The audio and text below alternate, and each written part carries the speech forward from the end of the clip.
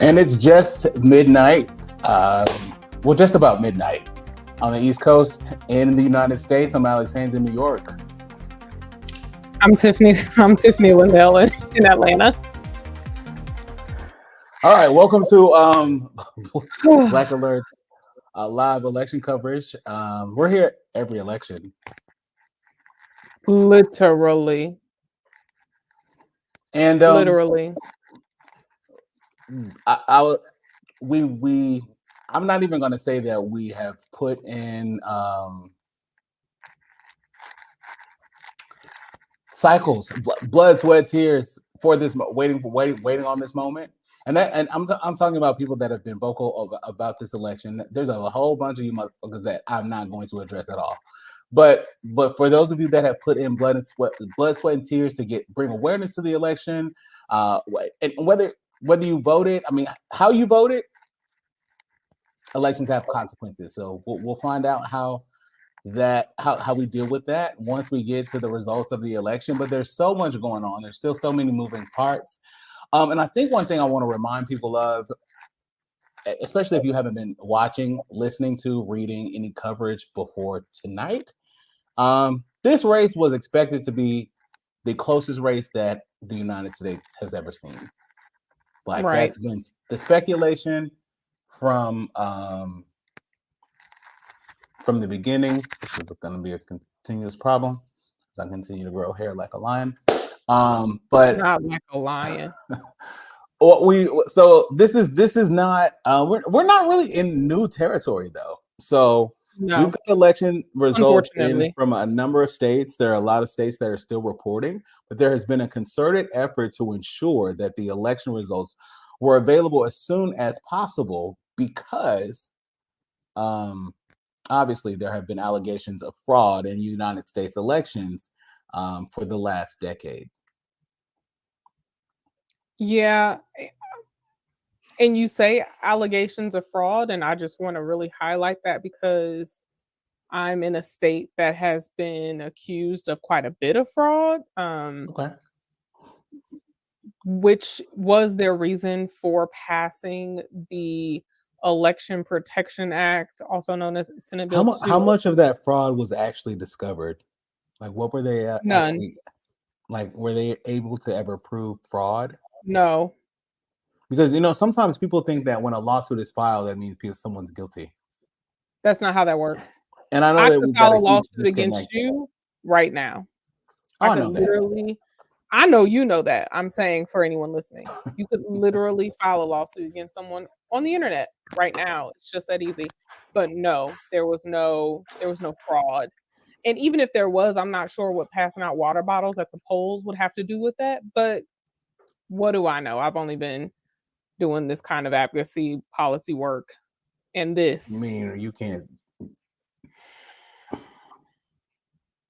So there's a lot of things that we could hit at that moment just to talk about why these allegations or these types of allegations usually rear their heads at election season or during election season.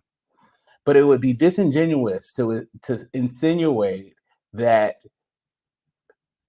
elections have not only been fair and free for all since the foundation of the country. That'd just be a damn lie. But to ignore the fact that voter suppression, the ways that our politics work, the efforts to dumb down our population over and over and over again. And I wrote an op-ed about this actually, because what happens is when we talk about the dumbing down of population, people hear that, and it could be because there's not a true comprehension of said sentence.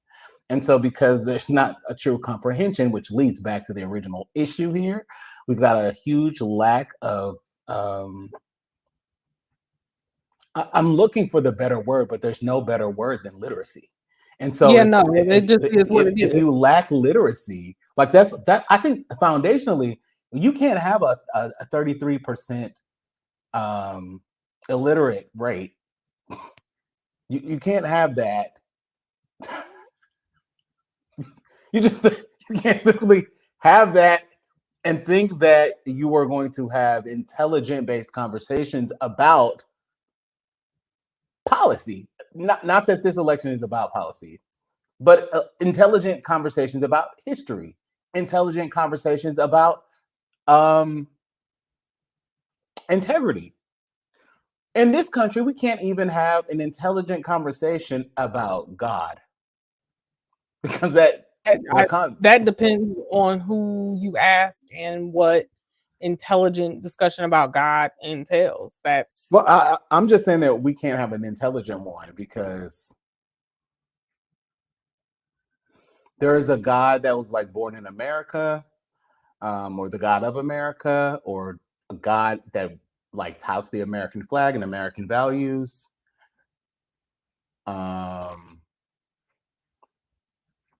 But nevertheless, you're wondering what's happening in states that you're not in because your news is probably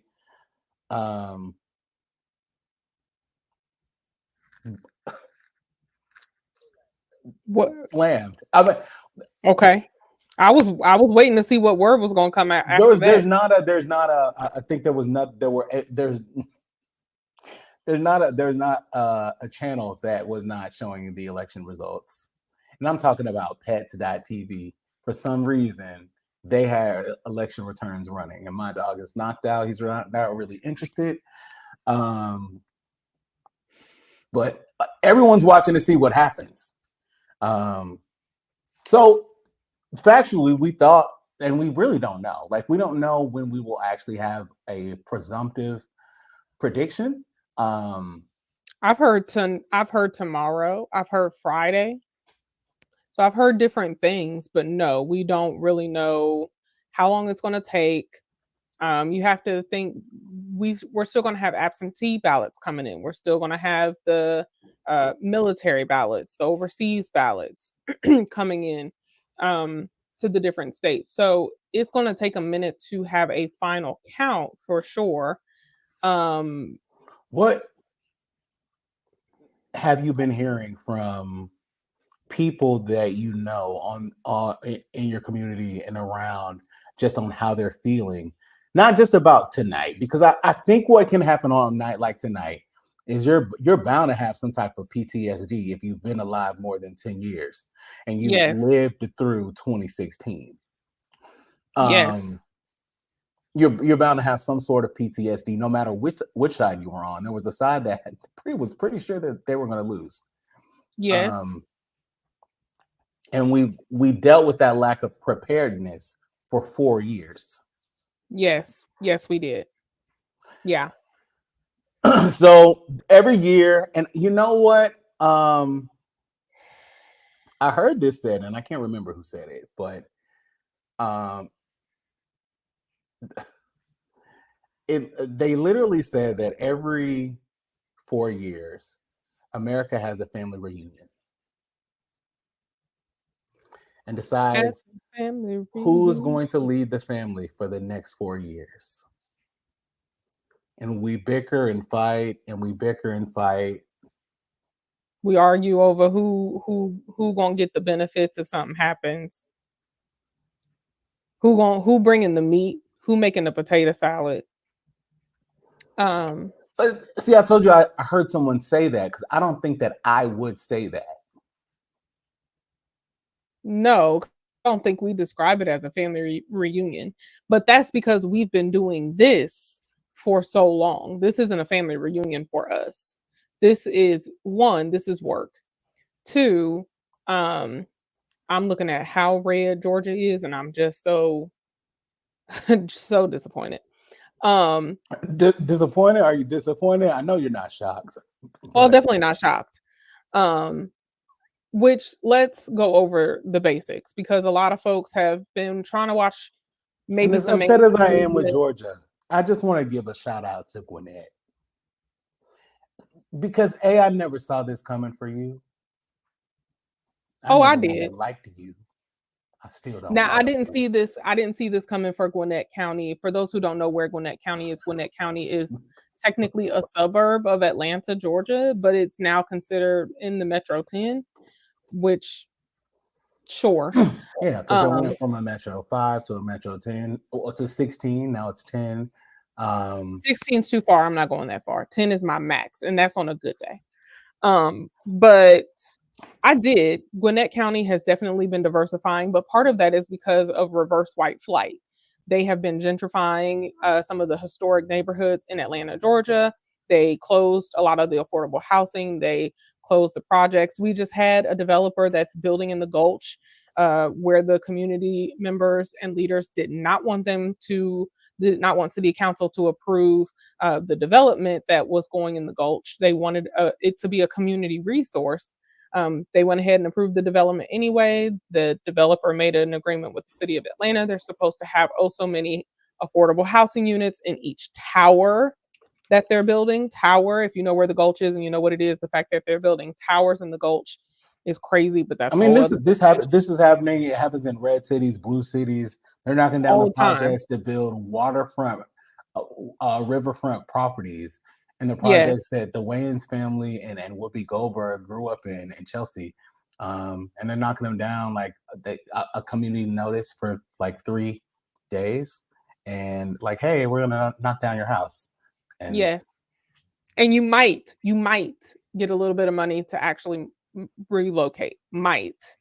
Um, yeah, it's happening in Miami. It's happening here. There's a documentary that I can't think of the name of. I was on a panel for it um, when there was a screening here, but it talks about the displacement that happened in Miami because Florida's land mass is shrinking. And so as Florida's land mass starts to shrink, those beachfront properties are just becoming beach. And so they're moving inland where the property value has been lowered, but the property value has been lowered because y'all put all the Negroes there.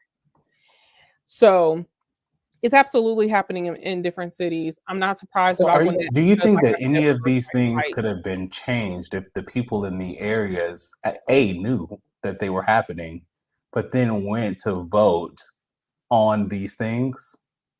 Maybe Not only not vote for the boards that are yes, elected that decide these things. Right? Yeah, you yes, vote on the referendums. You vote on propositions. There's a tons of things that you vote for, and you see them there on the ballot during election day, and you're right. like, oh wow, what are these things? And I know us. This is why part of the reason that Black news is so important is because there's manipulation, and I'm an equal opportunity journalist, so I have no qualms calling a spade a spade. But where your best interest lies is where people have an understanding and are naturally empathetic to your condition and your situation.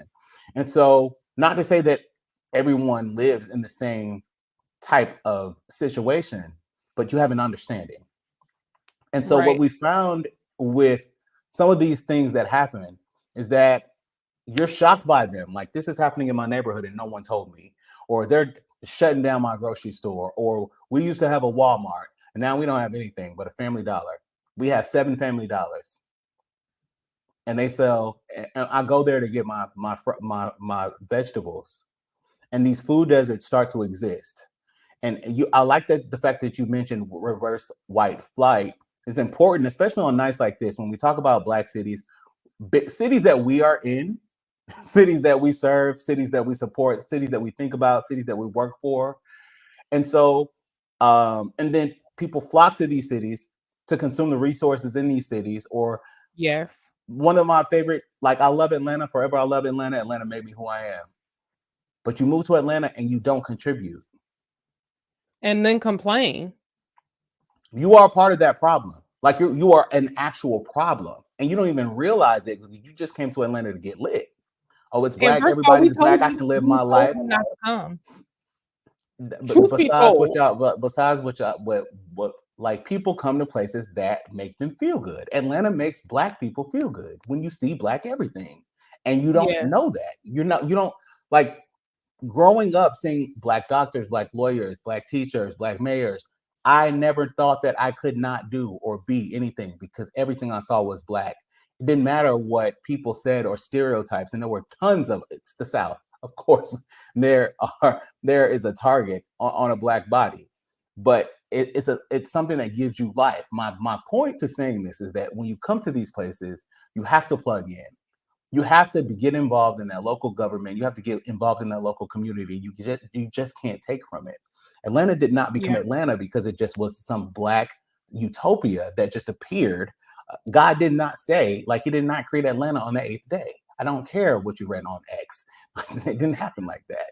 There were people that literally fought and made this. You had mayors that said you can't do business in this city unless you do business with black businesses. And it's we get afraid in our community to demand, like, if you want to do business with my people, you're gonna do business with my people. You're not gonna go around us. You're not gonna talk at us. You're not gonna talk about us, but you're gonna talk to us. And I think that has to be a laser focus. Um, Well, that said, to answer your question more fully, one, I agree with everything you just said, but to answer it more fully, and y'all, if you're new here, hi, first of all, welcome, thank you, and also if you see us looking, it's because we are watching all of the live feeds on. I think we both have at least three screens, so we've I can got all hear of our three of them. I can hear you. I can hear a right. lot of things happening at the same It's a time. lot of things happening. So this welcome to our election coverage. So I was reading the updates And it's on just beginning, so it's bound to get wild because hell, tell abs- somebody. And I think one absolutely. thing that is important, because while we do this, and I'm getting a feedback already, but I wanted to know how people were reacting, and I know you're about to answer my question, but how people Hmm. were reacting and responding to you tonight, because I think understanding reaction from us, hearing reaction from us, you sharing your reaction with us. Um, if we don't communicate now, and it's clear that there's a lot of things that we are not communicating on. Yeah, and to that point, I think that you mentioned a couple of things that were really good and poignant. One, I want to just uplift really quick that you mentioned food desert, and I want to add to that and say also food apartheid, Mm, which for that's really good. community activists is different than the food desert, because food desert is you don't have, or there's limited or not really healthy affordable food options in your area. But food apartheid talks about some of those other factors that we were just talking about: redlining, segregation, not getting involved. Like all of those policies and things are what lead to, if you don't have anything but a church's chicken in your neighborhood, you probably live in an area that is suffering from or dealing with food apartheid. You go into your grocery store and the produce isn't fresh. Food apartheid. You only have one grocery store. Food apartheid. Like, and it's expensive. You go in and two apples cost $9. It's expensive anyway, but like they be gassing it. So I just want to uplift that, but also don't just. I just had my first session for my doctoral course that I'm facilitating, and one of the things we talked about a lot of things in the course. Shout out to those who came. Thank you. I appreciate you. Um, and one of the things was it's not just about going to the polls. It's not just about voting for the president. And some people just do that. Some people don't do that. I think the turnout rate in my county is a little over 60%. The turnout rate for Blacks and African Americans in the state is almost half of a turnout rate than what it is for whites in this state. And so it's not just going to vote for president. Yes, that's extremely important. We appreciate you. And also, when you hear people like us say vote down the ballot, that doesn't mean go down the ballot and tree it like you used to do on a Scantron in school. That might be dating myself. I don't know if y'all still use Scantrons. That's not the point. The point is you can't, it doesn't just mean I'm Democrat, so I'm gonna vote Democrat all down the ballot, or Republican all down the ballot. Vote down the ballot means every single election and every single measure on that ballot matters. President, commissioner, mayor, governor, district attorney, judges. I saw a ballot in South Georgia when I was driving somewhere to preach. They were voting on their coroner. Like all of these things matter. And I know you say a coroner. Yes, a coroner. because even a coroner, y'all don't watch enough 2020 Dateline if you don't know why that's important. So I encourage you to add that to your rotation. 1 or 2 episodes should do the trick. But voting for all of these positions matters. Why does it matter? Because even beyond going to the polls, those commissioners are supposed to be working with you. Your reps are supposed to be working with you. Go to their office, send them an email, schedule meetings with them. I was talking to my mother yesterday and I said, I was redistricted. I'm in Georgia. I was redistricted. Um, I live in a predominantly Black county. So 2 shakes to the left or to the right, regardless of redistricting, I was going to be all right. But I was redistricted. And so my congressional rep changed and my House rep changed. I've now met my House rep multiple times. We cool, got his cell. He also happens to be a Morehouse brother. Shout out to him. And so like I'm building a relationship with him because I'm now his constituent. And I want to be able to ask him questions, discuss ballot measures with him, discuss bills with him. But you know, the average person has no idea that person that's representing you, both in the House and the Senate, you are their constituent, but you have a right to go address them, address your issues, the potholes. Like y'all are constantly tweeting, constant tweets, and I know Keisha had so much going on. But the tweets at Keisha about the potholes in Atlanta, that's really not like that is not her job. She can clear them up. She can reach out to the city, but talk to your city council person, alderman, the person that's representing you, or the Department of Transportation. Because if it is a state road, that is your state Department of Transportation. Well, and so, I mean, but what I'm saying is, yes, Tiffany, but you know, when you call those places, you know how it is when you call the government. You may get somebody, you may not. You call that damn representative and you let them call the state department, right? That part. Like, don't stop wasting your time, because you want to call Georgia Power, you want to go off on people. You're tweeting Keisha and you live in Douglasville. First of all, you don't even know the mayor of Douglasville, and you need to know your damn mayor. That's it. I was talking to my mom, and I've talked to other people, and they're like, some folks are like, I tried to reach out to my rep, they didn't respond. Email them again. And if they don't respond, email their chief of staff or their assistant or whoever else is on their team. And I know I'm very privileged, that I can just show up. But there are some people who are privileged like me. Show up. Like, I have gone to our state capitol on many occasions and called my senator to the ropes. That's how it works here in Georgia. If you want to go to the state capitol and talk to your representative or to your senator, you can call them to what we call to the ropes. And you can talk to them about different bills or anything that are supposed to be coming up for a vote or whatever. But the point is that we're both saying is figure out how it works in your state and in your area. Because half of this stuff y'all blaming the president for is not on the president. I saw an ad. I saw a segment on a news show. First of all, I have to. And then we're going to dig into the numbers a little bit. Yeah, because I think we definitely need to talk about some of these states that you people live in. Yes. But please. One thing at a time. So I was watching the segment on Clayton County, and someone on the segment said, I just really need the president to legalize marijuana. And like, okay, I hear you. And also, that's not the whole story. That's not necessarily how that works. But then I saw an ad for a presidential candidate who said, I'll legalize marijuana when I win. And I was like, and you and I had this conversation when certain agendas came out, and the agendas would say, I'm going to do this, I'm going to do this, I'm going to do this. And we read most of that and said, that's congressional approval, that's congressional approval, like, you can't do none of this by yourself. Your president really can't do a lot for you. Your president can do a little bit. Your president can't do a lot for you. But where you live, and again, this is why I really be going in on places that I know that I have lived. No, I know that I have seen. And you get on these people that when they don't come out and vote for the presidential election. And you know, I have been dragging old Nat since I've been on the air. I'm going to continue to do that because old Nat still looks the same as it looked when I was 5 years old. Yes, yes. But I don't know the whose community district knows that that is. And too. you know what? Whoever's district it is, they don't know it's theirs either. It's very No. evident. It looks the exact same.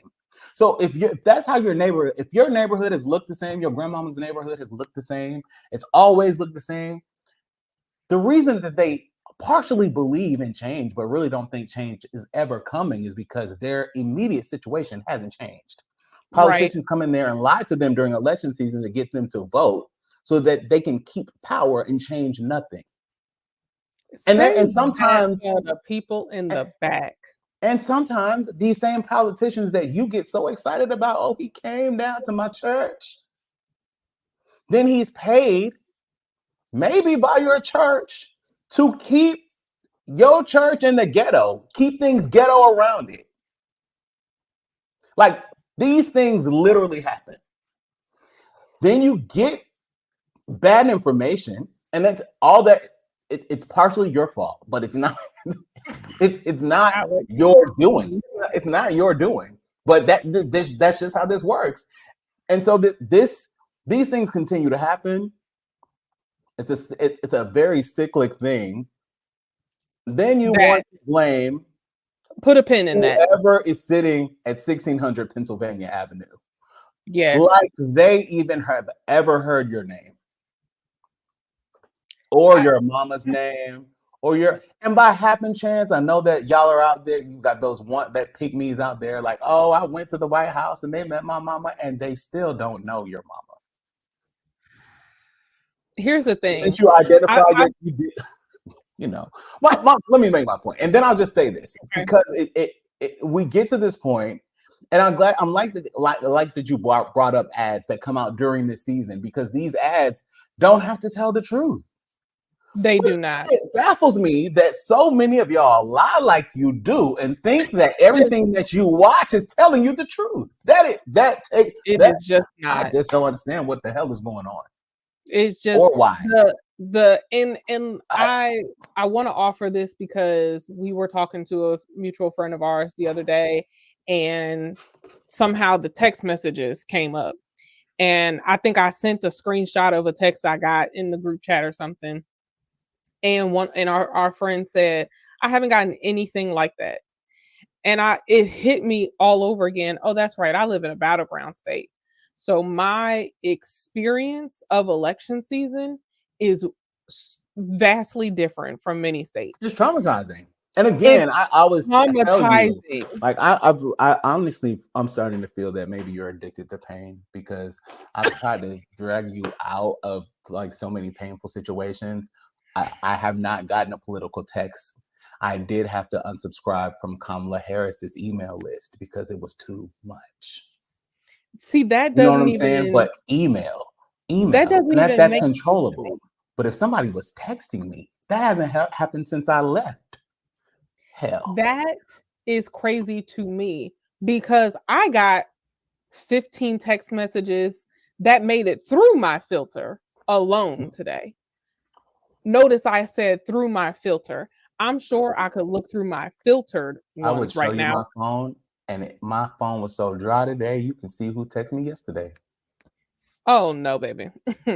No. Okay, it was maybe not that dry, but it was no numbers I didn't know.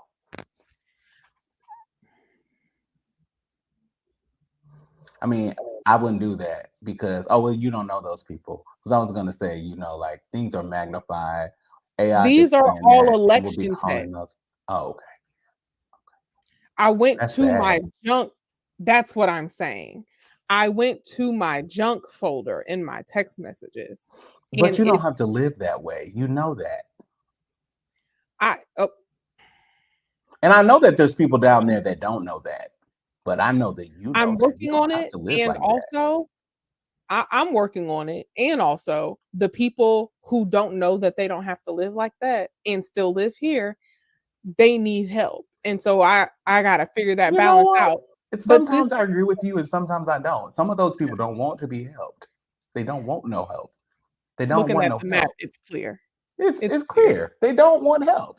And if you But wanted help, like you can't tell me one thing and then do another. I believe what you're doing, not what you're saying. That's why I never believe. I don't believe anyone ever. I don't believe what you're saying. I'm just gonna watch you for a little bit because I don't know you. I think it just is, like you say, and unfortunately use the perfect word. It is I mean, traumatizing.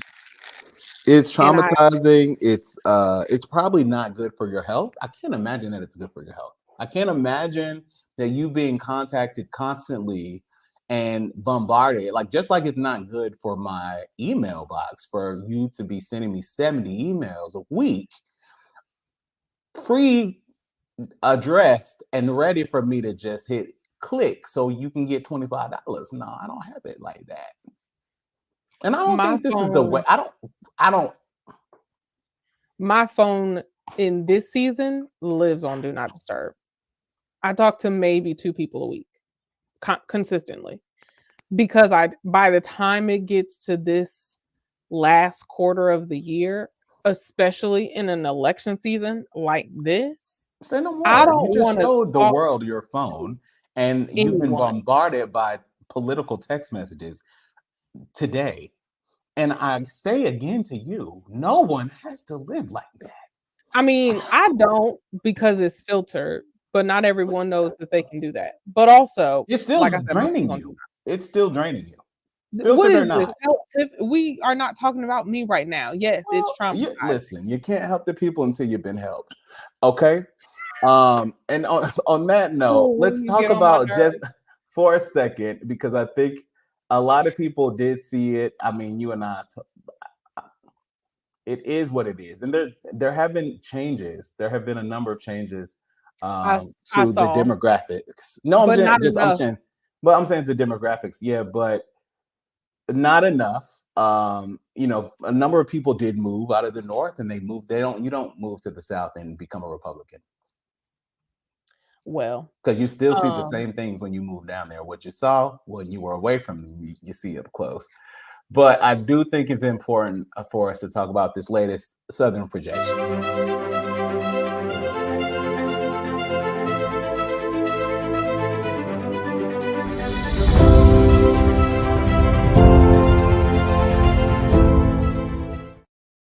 North Kakalaki. oh yeah, projected to go to Trump. I saw Oh, that 5 minutes ago. yeah, but they didn't. They did not. But Um, that's my point. But Unfortunately, Vice President Harris, just there weren't enough votes left in the Democratic leaning areas for it to be possible for her to vote. I mean, for her to and that's how win. you get a So let's projection. back up because, huh? And that's how you get a projection. And that's how you get a projection. Which, to your point, I was going to say, let's back up and let's explain the process, because not everybody understands what is even really happening. Some folks, y'all go to the polls, you catch a ballot, you like, all right, I did my due diligence, I've done my civic duty, I'm done. So let's explain how elections go. Someone told me today, they or yesterday, they said, I didn't even know that they had to vote on another position or something, mayor, commissioner, I don't remember what it was. And they said, I didn't know that we could vote for that at the same time as the president. I was like, yes.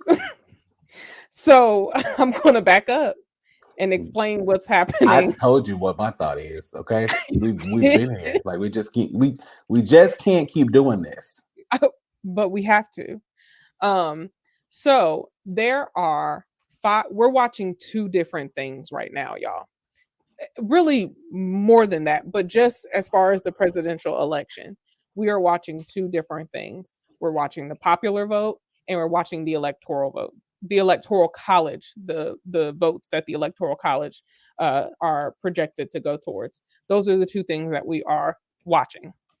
2016, Trump got he did not win the popular vote, but he won the electoral college. And I believe that was the first time that had happened in a very long, periodically long time.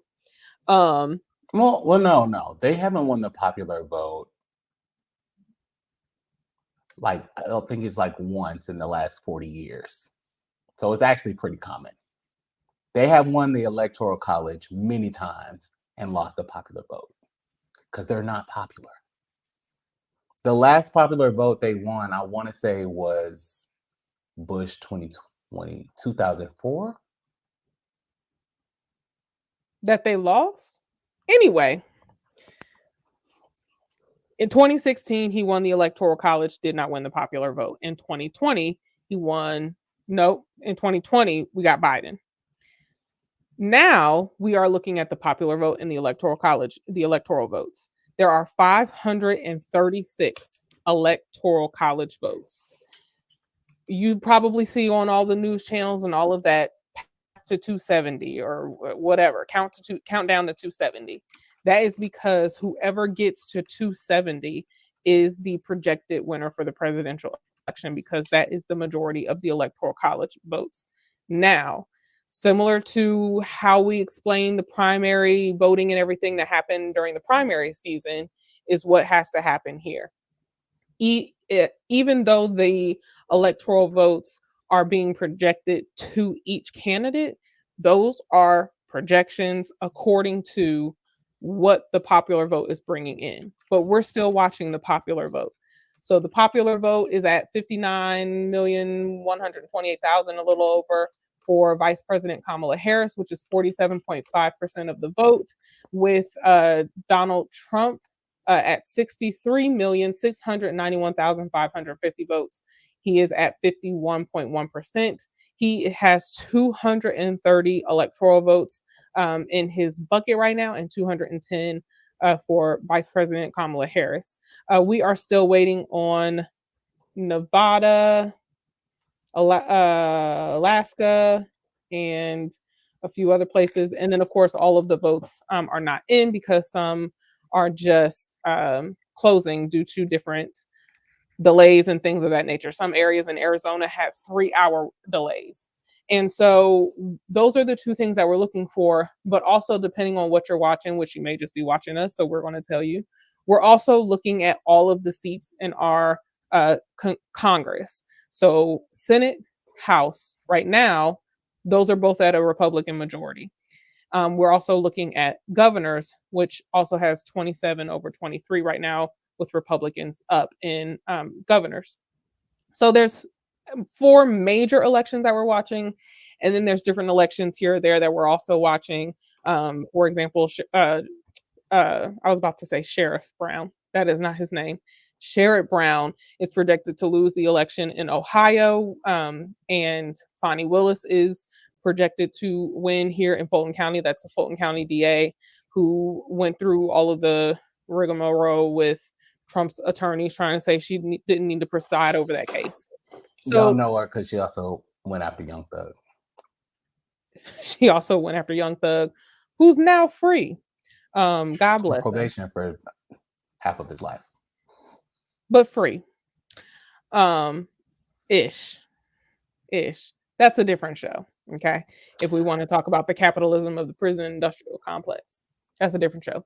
Well, I want to add, because I know I want to, because I want it to be clear, because it can get really confusing. So 2 things to piggyback on where you were. The Republican Party has not won the popular vote since 2004. Okay. That's a periodically long time. That's a very long time. And you know why you wouldn't win the popular vote? And so here is where the conspiracies come in, and I wanted to just hit this because it's really important. Right. So people are like, well, I don't want to vote. My vote doesn't count because all that counts is the Electoral College. And that's yes, no, right? But when you hear voter suppression, when you hear, we'll talk gerrymandering, but when you hear voter suppression and you want to understand how it could still be an issue, we passed the Civil Rights Act of 1964. We had the Civil Rights Movement. Our civil rights leaders are dead because they fought for civil rights. So don't we have rights? Well, everything is relative, right? And so the electoral college system, which is what the United States uses um, to elect the president every election cycle, has a very unique structure, right? So it starts with each state gets electoral votes that are equal to their number of representatives and senators. Now think about that. Now, and again, a civics lesson on election night is bullshit. But if you don't know how it works, then the next election is going to be bullshit. Right. Justin, I'm sorry, Trump is projected to win Georgia. I saw that. I didn't really think that he deserved special music. Personally, honestly, truly. I don't think he does.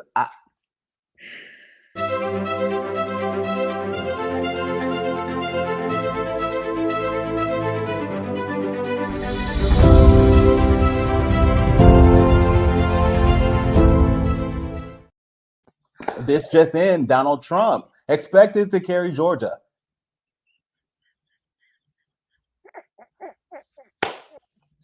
Damn. Oh my God. Let's talk about the electoral college because that's how we got here. And that, again, if you're gonna move somewhere, understand where you're moving. Yes. Just understand that. Because each state gets electoral votes that are equal to their total number of representatives and senators. Now, I know this is a Jeopardy question, though it should be a question that Dora is playing with her explorers. Every state gets 2 senators. But I know that it's like Senate, Republican, represented. Like, I know these words get big. They're not big, but they do. 2 senators, and then each state is allotted representatives. That's indicative of their population. Now, every 10 years, this thing comes around that y'all just ignore because I don't know if you think they're bill collectors or I don't know what. But the reason that you need to be calculated in the census is so that you get more people that represent your state, more elected representatives. They don't know you're there. I don't know why you're hiding. They are not rent a center. They don't want the couch back. They just want to know that you're there. That's all that they want. That's it. Rent a center is outrageous. Washington, D.C. gets 3 electoral votes, but you know, and I know that Washington, D.C. is not a state. It is not. So if you wonder why every election season you see people in D.C. protesting and marching and walking the streets saying grant D.C. statehood. I really don't think we need to explain this one, though. I know that people still align the 50 stars on the flag to the 50 states. I know that y'all know that. I know that. And what if they didn't? So voters in each state cast the ballot for president. That's what happens in our elections. Then the candidate who wins the popular vote in the state typically receives all of that state's electoral votes. Now, in Maine and Nebraska, those votes are split. So that's where your vote counts because the popular vote, if your state wins the popular vote. Now, this is where it gets a little Jimmy rigged. There's a lot of words. Some of them are now slurs, so I can't really say the right one. I don't know. That was probably offensive to Jimmy shit. I don't know. States have different voting power based on their population.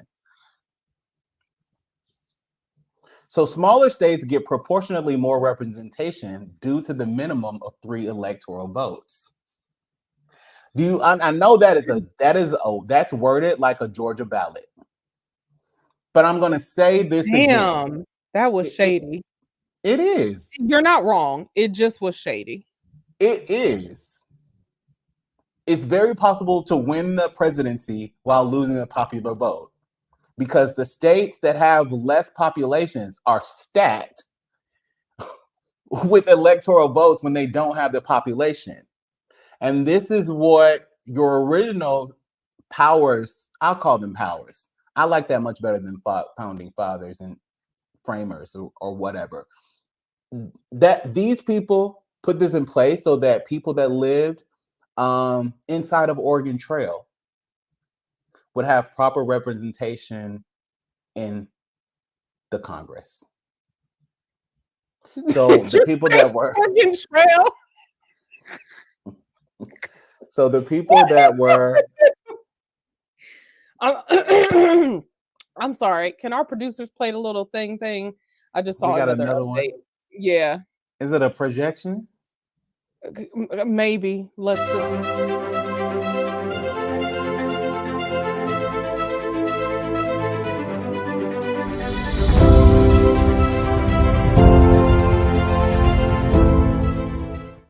I asked for happy music because I wanted to have a happy night.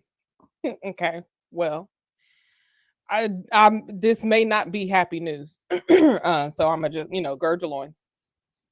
This just in, the Vice President Harris campaign co-chair just stepped on stage at Howard University to give a very brief speech in what sounded like not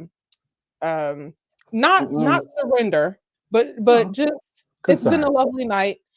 We want you to get home safe. VP Harris. We don't want to be liable for y'all to be out. We're going to go with that. VP Harris will not be coming out tonight. She will be back tomorrow to address you all and the nation. And he said, "May God bless you and good night." So the students and the gatherers at Howard University are now leaving the area. Trump is headed to Mar-a-Lago to his watch party there. And so probably will make a speech. And there's been speculation for weeks, months, all year since he lost last time that he's going to declare victory. Probably. He probably will. That does not mean that victory. It doesn't mean that he won. Right. It does not mean that he won. Right now, it is 47.4%, excuse me, to Kamala Harris and 51.2% to Donald, I almost called him something, Donald Trump. And so right now we do know that the Senate has a Republican majority that is official with 51 Republican senators. They gained, I believe that's 4 seats tonight. We still have, let's see, a few races to be called, 7 races to be called for the Senate. There are still 100 to be called on the House side, but right now Republicans have a majority there as well with 183. And I know we are spitting out all of these numbers. These are congressional seats. As Alex just described, there are 2 senators and House reps, which I want to go back to something you said. You mentioned filling out the census every 10 years, and you mentioned making sure that you're being counted. And I wanted to emphasize that because that's not just important when it comes to major elections like this. It is also important here in Georgia. Stacey Abrams started an organization called Fair Count. And she started this organization because people in different parts of rural Georgia, I say all the time, there's Atlanta and then there's Georgia. And Georgia is really very rural. And so Black and brown people in particular in rural counties in Georgia were not properly counted. And so when the pandemic came around, they didn't have the resources enough for their cities and for their areas because nobody knew they were there. They didn't have a fair count. And so she started that organization. So it really gets down to the day-to-day lives and emergency situations like a pandemic happening where those to really matter. And that's why we say vote down the ballot. It's not just about the president. All of these races matter all of the time. We have to show up. And then also we have to show up even after we go to the polls to hold those accountable and to advocate for ourselves and what we want. So right now we are not waiting on VP Harris to make a statement. She will not be making a statement this evening. As you mentioned, 45 probably will make a statement this evening. Honestly, that's his business. You won't see it here. You won't. I can tell you. We're not playing that. If you're new here, welcome. We're not doing that. I mean, we're in the process of making sure we have backup feeds that are coming out of South Africa.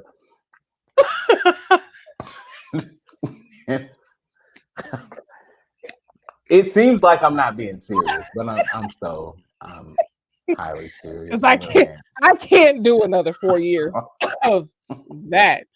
I've already had people hyperventilating. I've had people hyperventilating, and I feel like this is where what we really need to do is, because I feel like it is time to actually have some real discussion. And on this news broadcast is not the place to do it, but I will not go far. I made a pot of coffee. Kamala's not going to say anything. Do you think I could do anything else functionally while this is going on tomorrow? So where will I be? I'll be right here. You can join me for breakfast, lunch, and dinner. I'll take you on the walks. And if need be, I will take you to the airport. That's where that's love, because he doesn't drive to the airport. Well, I mean, because I won't be driving there, but when I get there, you won't see me again until I'm coming back from our South African feed. If we come back from our South African feed. But let's have a blackalerts.co.za. The domains are a little bit different, same internet. You can still reach it. Allegedly. Because Trump News is also just recently registered. It was. He's starting another network and channel. Let's have a real, let's if we want to call it a family reunion, let's call it a family reunion. But let's have a real heart to heart. Can we level set? Because let's level set. My people. Like, what in God's name have we done? What? I can't even keep saying we. Because it's not us. Because also, it's just us, right? It's just us. It's just us. This is family talk. They really other us until they need us. Yes. Mm-hmm. And so what I said this in my op-ed, and I think I will do a reading of my op-ed in multiple ways. I might do a dramatic reading, might do an emotional reading. I'm just going to read it because this one came from the heart. And where I'm not shocked, if I'm going to say this, and I feel like people are going to be like, oh, you know, everything's not about the race card. We just had more money under Donald Trump. You didn't. No. And you're not going to have more if this does happen. Now, we still don't know what will happen. I know with the Republican Senate, we are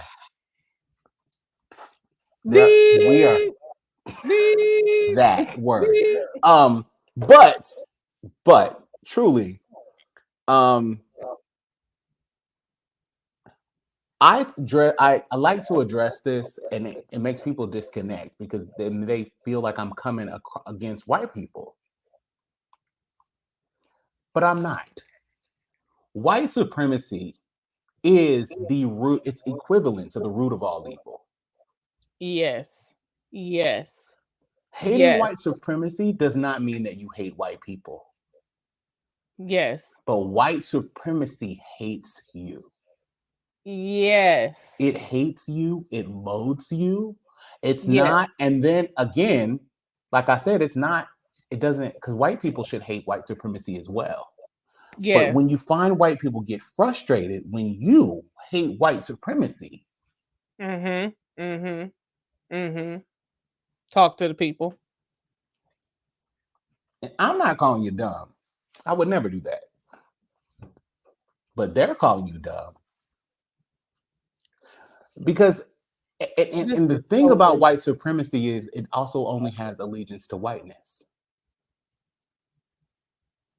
Now, white supremacy, it being the root of all evil, that would make it the root of racism also, right? So that's where we get conflated and we stop listening and we just don't realize what's going on.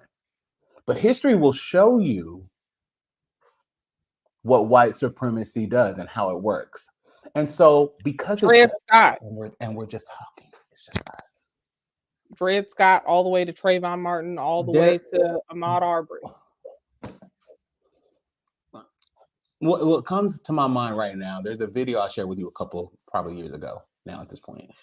But it was about these Asian people that moved to the Mississippi Bayou.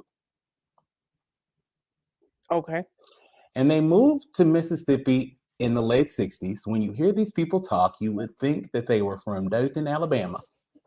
They talk just like this. They say, I'm from the Mississippi Delta.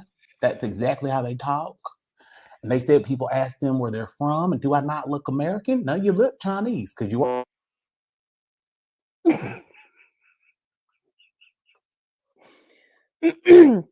First of all, did your sound just go out intentionally? Because if that was not intentional, that was God. No, you're not. But it just sounded like it was bleeping out so many racial things that you're still gone. I think your mic died. I don't see the little green light anymore. But the fact that you were just having that conversation and I was sitting here with bated breath because I just did not know where that was going. It needed to shut me down. Man, it needed to shut me down. I mean, God loves me. That happens. It happens. It happens. Whew. I need to be shut down at times. But my point about these people that moved there, this was a time in the United States where obviously Black people had no rights, and this is in the 50s, the 60s. And so white people would not give them loans. 70s, 80s, 90s. Well, yeah, well, I'm just talking about this period. Today. So white people would not give the Black people loans. Right. They wouldn't give Chinese people loans either, but they would give Chinese people loans so that they could give loans to Black people. This is the intermediary that they put in to make white people feel like they were more accepted, and that allegiance to white supremacy is what came there. Right? So Chinese people were and this is why you see these relationships in Black communities. Cleveland, Milwaukee, Chicago, St. Louis, Atlanta. You go to the Chinese restaurant, you go to the cleaners. There's certain people that Black people only let work on their clothes at the cleaners. When you pull up at the cleaners and it's a Black person there, you work here? Because I know you don't own it. Your name is not George or Weezy.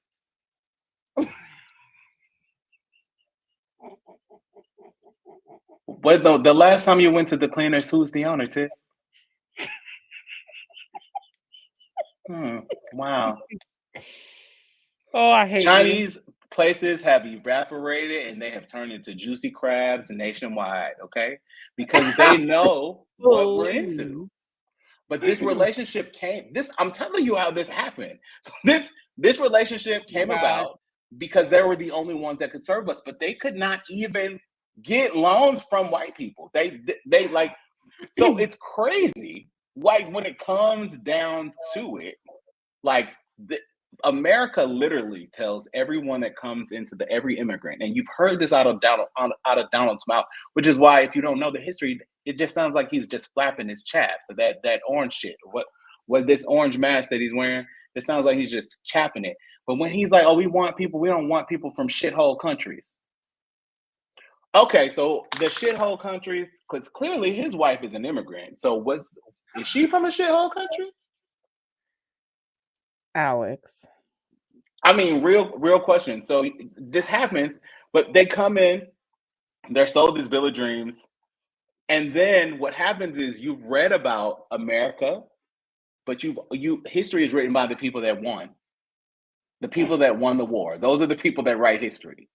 So you come here and you wonder Which is how why we America still could singing tolerate. Christopher Columbus sailed the ocean blue in 1492. But you No, come that to America and dumbass you got wonder lost. how America could tolerate a Black History Month. No, I'm telling you what literally happens. You come here, and you're telling me that this country now has 2 legal Independence Days, 2 federal holidays that are literally Independence Days. And there's some people here that got independence way after everybody else. Yes. It's a national holiday, but repairing them for that is something that we just absolutely can't do. Well, you mentioned things being cyclic earlier, and just to reiterate, the repeal of rights that's occurring and has been occurring slowly. It's been a slow trickle over the last decade or so. This like isn't new, but this is when they say "Make America Great Again." It's to times when only white men who own property. Hi, my people were property. Property. Property. Property. Hello. Property. Okay. It's when only white men who own property had the legal right to vote. Okay. My God, that's what they mean when they say "Make America Great Again." They mean pre-Roe. My people. They mean pre-Roe v. Wade, because really Roe v. Wade did not become a conservative talking point until evangelicals moved into the televangelism era, and they wanted to really start making money and start to keep that power in the government. And so they made abortion a problem. They made LGBTQ rights a problem. And then they started inviting your Black ass to come to their church to learn their conservative theology and capitalism and, very... I was about to name somebody. Let me not do that. I feel like you should go in, because I'm not holding shit back tonight. I'm not gonna do it, because let me tell you what holding back does. Holding back gets us in these situations over and over and over again. And I'm tired. Y'all not tired? But it also does hurt me, because I can tell you that I literally have been saying this for a good 2 decades. Part of the reason I'm not on here flapping these gums every day is because they snatched me down. And I'm not out here I'm not shipping conspiracy theories. I'm not doing anything but trying to lift my people up. That's the only thing I care about. On this stream is Googleable. We haven't said a thing on this stream that you could not fact check us on. Not one thing. Let me also say this, because I think this goes without saying, because as we talk about the Black vote, which I will also say, I like to be very clear. Shout out to my girl Joy Reid. Yes. What we will not continue to do, and Black men especially, and I'm gonna say this because I gotta say it this way. When they start talking about the Black vote, because I am Black as hell, I'm as Black as they come. Black Negro, as America would call it.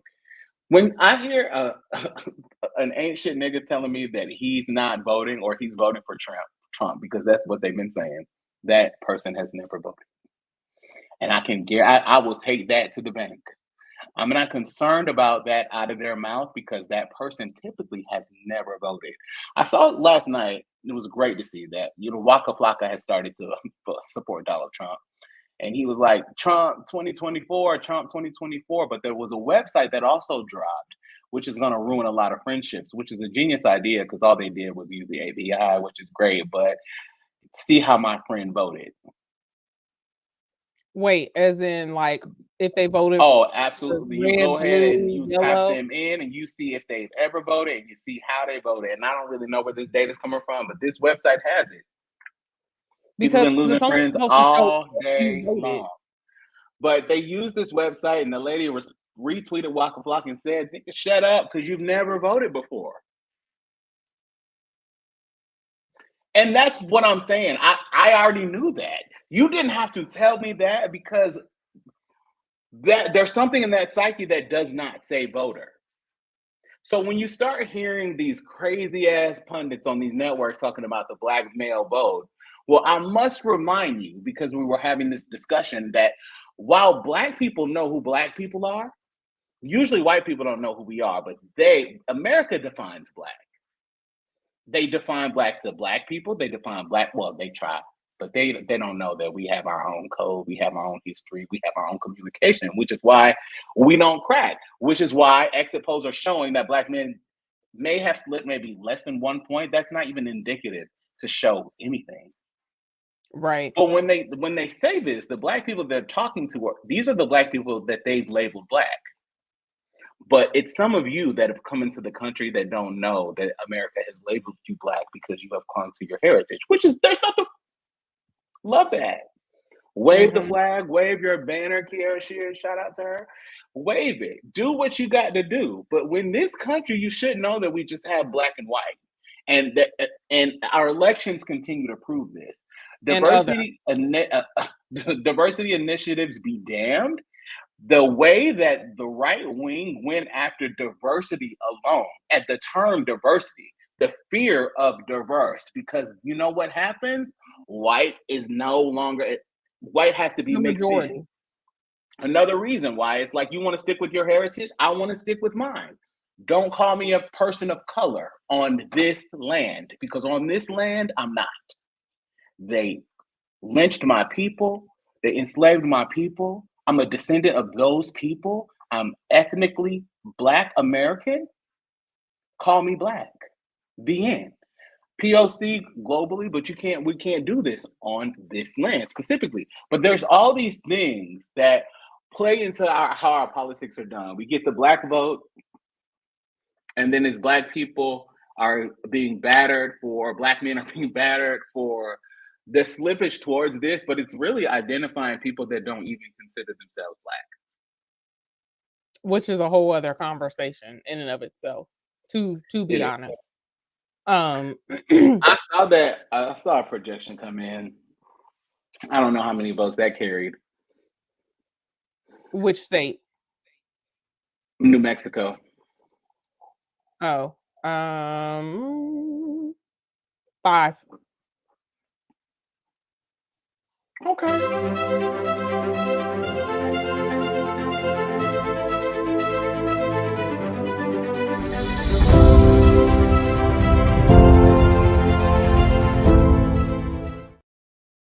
Vice President Harris, no doubt, deserves recognition for the 5 electoral votes that have been added to her tally.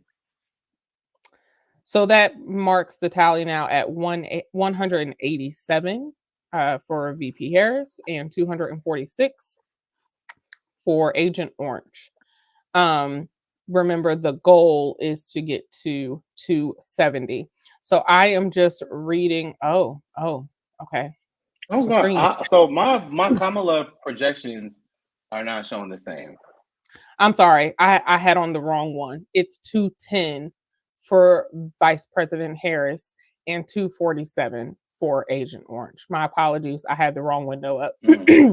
But I was also just reading the path to 270. It looks like Harris cannot lose Pennsylvania. If she loses Pennsylvania, then I don't think that she'll have a path to the 270. Pennsylvania carries 19 electoral college votes. Texas has the most at 40. New York has 28. Illinois has 19. Ohio has 17. I already mentioned Texas.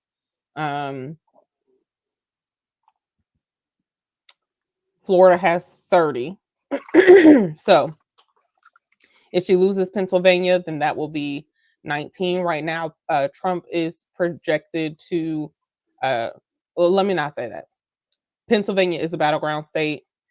It's too close to call right now. Trump is up by about 4 points at 51.2%. VP Harris is at 47.8% with 90% of the votes counted. So we'll And here's back to the family conversation, because now this top alert says the conservatives are celebrating the early turnout among Black and Hispanic voters. And here's First here's of my all, here's go my ahead. I'm gonna let you take that because I refuse. I refuse. well, I'm gonna read something else that came across my screen. This is from Kyle Garner. I don't usually open this X app, but it popped up, and so I'm gonna read it. Kyle Garner said, "Even if Harris ends up winning, these results are a damning indictment of the character and intelligence of millions of Americans who enthusiastically voted for a violent, lying felon whose only real promise is destruction and suffering." And, I just couldn't agree more, because last night, as I was reflecting on the time that we're in, the historic moment that we're in, that, as I was getting some work done last night, it hit me that it was a bittersweet moment, because, like, on one hand, we could have a Black female president, and who doesn't want that? Apparently over 65 million people don't, but I digress. I agree with Kyle, because even in my newsletter that I sent out late last night for my pre-election musings, I went through the bitter, the sweet, and then my overall message. And I said something similar to Kyle, whose message I just read, where I was like, how can you hear the things that he is saying, watch the things that he is doing, and still say that one candidate is not the far better option over what I called last night an egomaniacal, corrupt, orange, ignorant, Big Mac eating, women disrespecting, ignorant because it bears repeating, unhealthy, and increasingly delusional wannabe dictator? Why are we letting him anywhere near our nuclear codes or our domestic or foreign affairs? Because let me tell you something. If you think that you had more money in your pocket while he was in office, that's just not how that works. That was Congress. He just wanted to sign the checks, because he knew if he signed the checks, then people would look up and say, he sent me a check. No, He no, knew no. what happened would happen He knew exactly what happened would happen. because he is a media genius. Let's not get Let's this not twisted. get it He's a twisted. The he's a Republicans are manipulator. He's a smart. media genius. It's not just But he, him. It's I mean, them. They yeah. and we have said this multiple times on our shows, in different interviews and podcasts and all of the things. The Democrats do a horrible job at messaging. It's just bad. Like and they also don't have the wherewithal or the strategy to be proactive in nature. It's a very reactive party, and it always has been that way from the time that the Republicans and the Democrats switched platforms. It was literally panic, panic, panic, panic. It's literally Panic panic, again. panic, panic, Panic, panic, running panic, around, panic. the rooms on fire. That same group chat that we're in, our friend sent us Progress 2028. I had never even heard of that. Because it got no traction. It got no traction whatsoever. Neither did shrinkflation. Neither did half of the other things. And you mentioned, oh, there's only one race uncalled for governors. You mentioned DEI taking a hit. There was like a domino effect almost, that once some of the things cooled down, we got our little Juneteenth holiday. We got our pearl syrup, and we got our Ben's rice instead of Uncle Ben's. We got Who asked for that? Didn't nobody ask for that. No one asked for that. Just like, to be clear, and I've heard many elders say this, they did not want integration. They wanted equity. Okay. They did not want to come to your. They Because did not. I'll offer you this. I'll offer you this. I'll offer you this. One thing that is never a requirement is for immigrants to come in and integrate.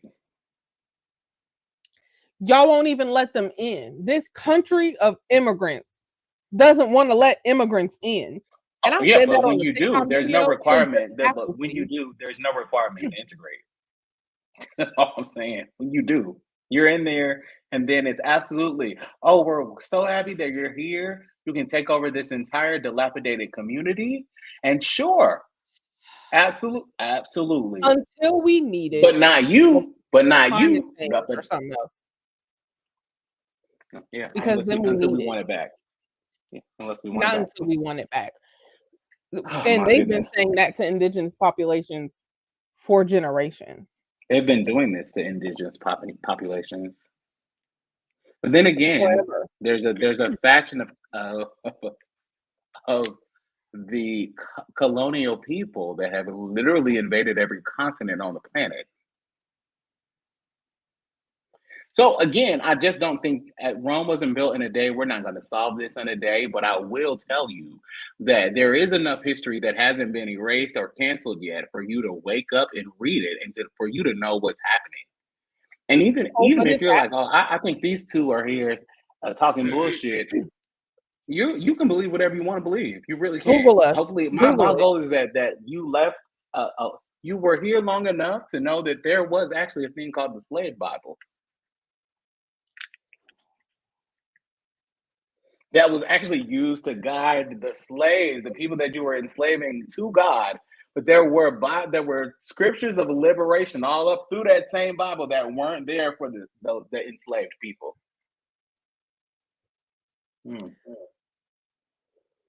Literally. But all I'm saying is that when it comes to this, and this is how white supremacy works, I'm so happy that we arrived back here, is because even you come here, you learn about the history, and then you jump right on that bandwagon and say, well, why can't you guys get over it? Slavery was so long ago. You jump right on that same. It literally wasn't. It literally wasn't. And we are still feeling it. Despite what they told you about us, despite you come here and you hear that Black people are lazy. We did not become lazy until we started working for free. Or we stopped working for free, because that's literally how this country was built. Off our backs, blood, sweat, tears. That doesn't resonate. And you know what? I'm glad that we also landed here for us, so that we can start to modify some of this when we realize who we're talking to. A conversation that I had with my dad earlier today was that, we have to consider that Gen Z does not believe in the American dream, and they never have. They never I'm knew. not Gen Z, and I don't believe in it. Well, no. But I'm saying you were predispositioned to believe in it, though. Absolutely. Indoctrinated. My point. So you were set up to say you can follow American capitalism, live this way, despite what's happened to you, your past, where you come from, or the fact that you're a Black woman. You can still do these things. Gen Z was never programmed that way. Never landed. True. So that's also how they are approaching this election. Do you think that part of that is because we looked at them and said, it's a pipe dream, don't believe it? No, I think it's also because it's never what you say, it's what you do. They were the younger siblings or little cousins to millennials. Some of them have parents that are millennials. That's true. That's true. And so that's why you can't convince them. They really went to college and went right back home. Legitimately. Literally. And this was not because of a millennial economy that they walked into. It was not. There was nothing. This was done way before they got here. And they've been concerned about the planet since they came out. They got here when we all thought at Y2K, this shit was all going to blow up, combust. They were partying like it was 1999. And they were drinking Similac, oblivious. Oh. They're here now. Yeah, They're no. voting now. They're 25. They're 26. They're approaching 30. First of all, I'm not gonna date us on here. But I just think I want that you to know that I've been through some things. I've been here for a minute. Sure have. been around the block once or 3 times. I'm not gonna tell you that I don't know where this person was from. So that I don't expose them, I'm not going to reveal any other details. I will say to them that in a call with them that I was on, I joined, introduced, gave some background, history, been doing this 20 years, kept going. She stopped the call. She said 2 things. I want to start with the first one. 20 years, that's just a lie. You just look so young. No, I can take that multiple ways. Sure, I know that, again, we talk about this all the time. There's people that I grew up with. Jeez. I'm like, whoa. Are you sure we graduated before? Because I thought you were your grandpa. No lie. Like, yo. Grandpa is a lie. No, it's not. You're all gray. You're totally gray. You got 7 teeth. That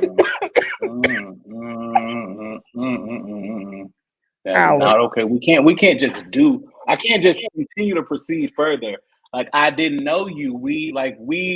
Come on now. So, but what she did, like, is very inappropriate, ma'am, because it's not just you and me on this call.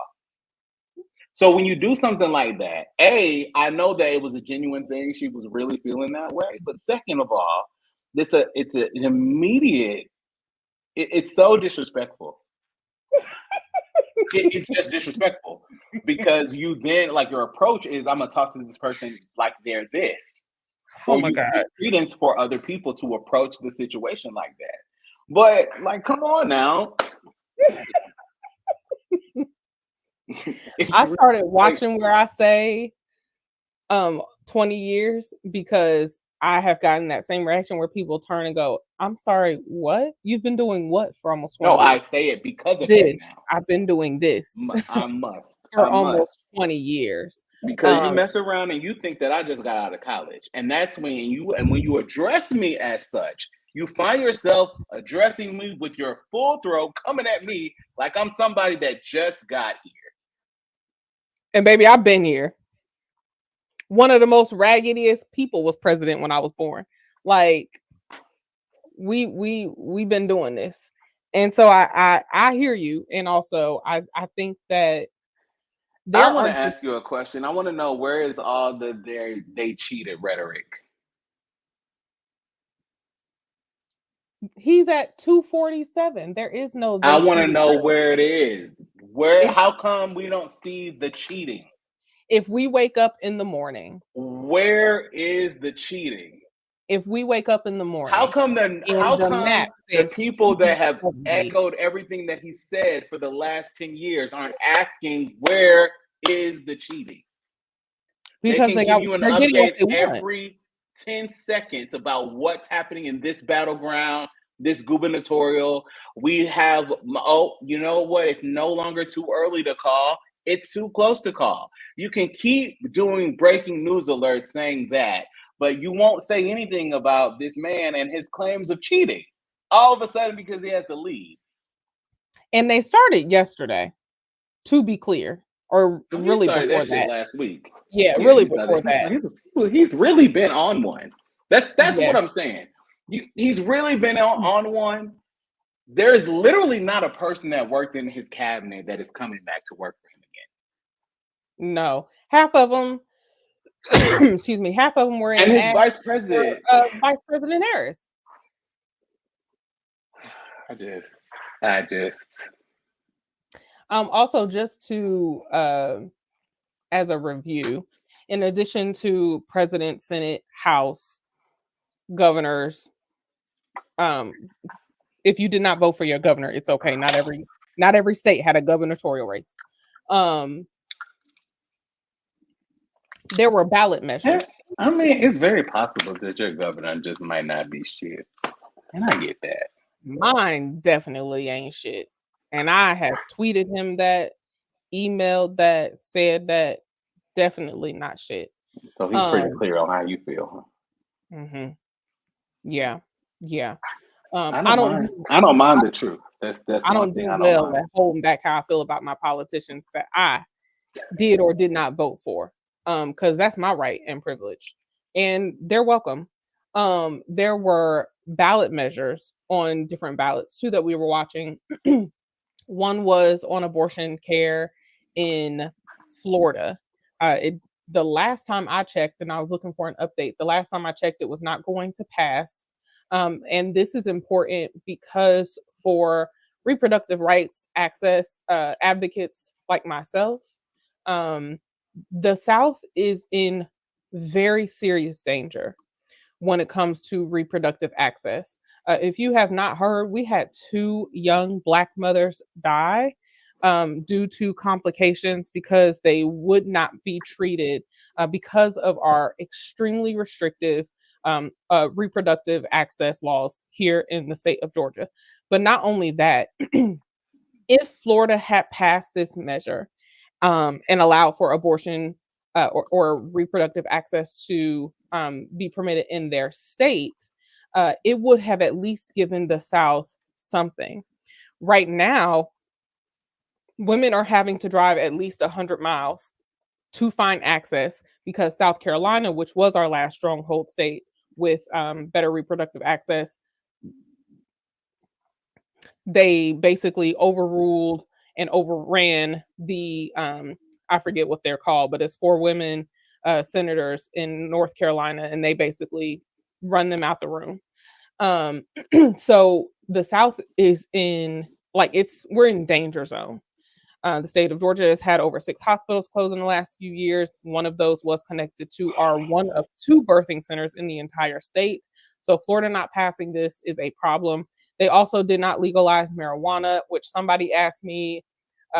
They were shocked that marijuana was not legal in Georgia. It is not. Um, there are areas where it is Every time they've been there, they smoked it. So that's illegal here. not So an endorsement from me. gird your loins if you do that in this here peach state because marijuana is not legal here. It is decriminalized in certain areas and in certain counties. DeKalb County, Fulton County, City of Atlanta, Clayco, I think. There are I certain almost counties brought my legal paraphernalia up, but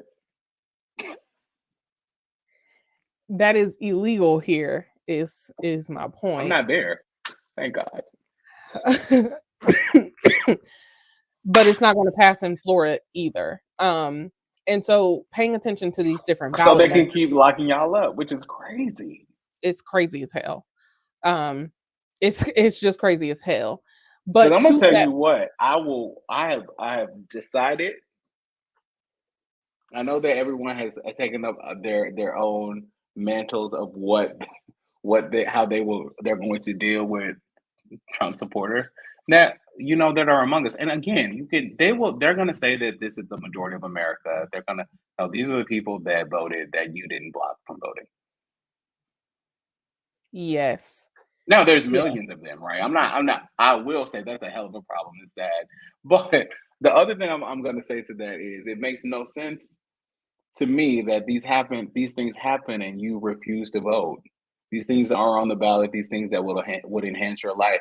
When you know that life isn't great where you live, life could be better where you live. There are things that could be going better. And so you literally could get some control of how things are handled in those areas. You could really, really be a part of that change. And there's just not an incentive to do that. So where I draw the line for me, I know some people just cut them off. For me, if you're stopped and frisked, don't call me because I ain't coming. If you are locked up under one of these draconian policies or by a police officer that beat the hell out of you and now they have immunity because also, that what's his name wants police to have complete autonomy and immunity from any crime that they commit, which makes them effectively the judge and the jury.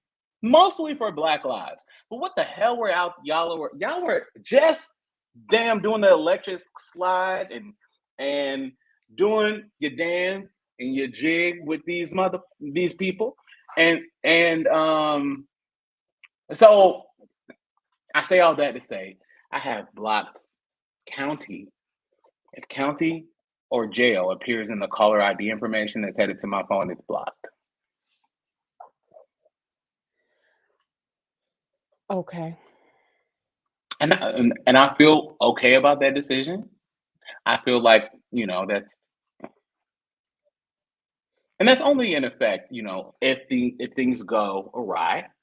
And I guess that's only effect as long as my number is still an American number. I guess that expires You know on what? January 2nd. So I want to have a real conversation because How real do you want to get? It is 1:30 in the morning Eastern Standard Time. I don't as even real feel as it. it can get. Because you Well, know what happened? I went to sleep last time and I was awakened well, not last time, but the time before last, yes. the time before last, I was on the air for hours in a studio in Atlanta, literally hours, from And sun we up were to drinking sundown, and having a good time. all day long. I left home because I had to come back to the studio in a couple of hours. Show started at And 6. I'm up at 4, so I could be there supposedly by 4:35. Like on air, we had to be on air by 6. But I had an alert on my phone when I did wake up. And I was surprised that phone made it because I definitely threw it straight into the concrete wall in my room because what? So I stayed at our watch party a bit longer that year in our studios. And the amount of people that I watched who had been there all night having a good time. Like we had music playing. We had 3 studios. No, we had 2 studios and a break room That were open. Yeah. that were open. So like people were hopping from studio to room and eating and laughing and mingling and all of that. And then the air was just sucked out of our studios. Like faces, I don't remember which projection it was because I think I may have blacked out, but folks I walked in the break room or in that big space we had or whatever, and folks were just staring at the screens just like I have to go home. Never the same. I just have to go home. And never the same. It's never been the same. And so this traumatizing, triggering season comes, and now we're looking at this man who said he wants to be a dictator on day one, who said he wants to put the military on the citizens of this country, not immigrants who they've got other issues with, not at the border. We all know they got issues with the border. Everybody's got issues with the border. But on us as citizens of this country, he wants to train weapons at us, the military at us.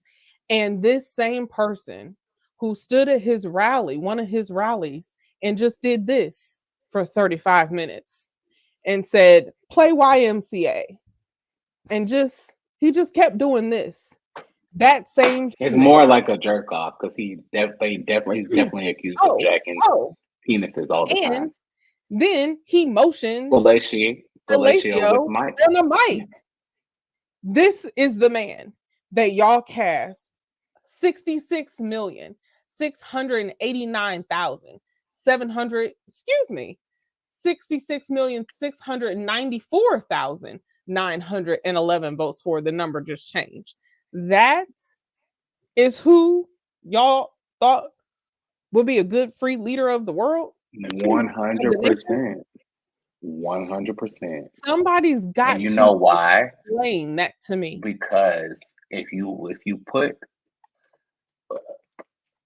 Black woman.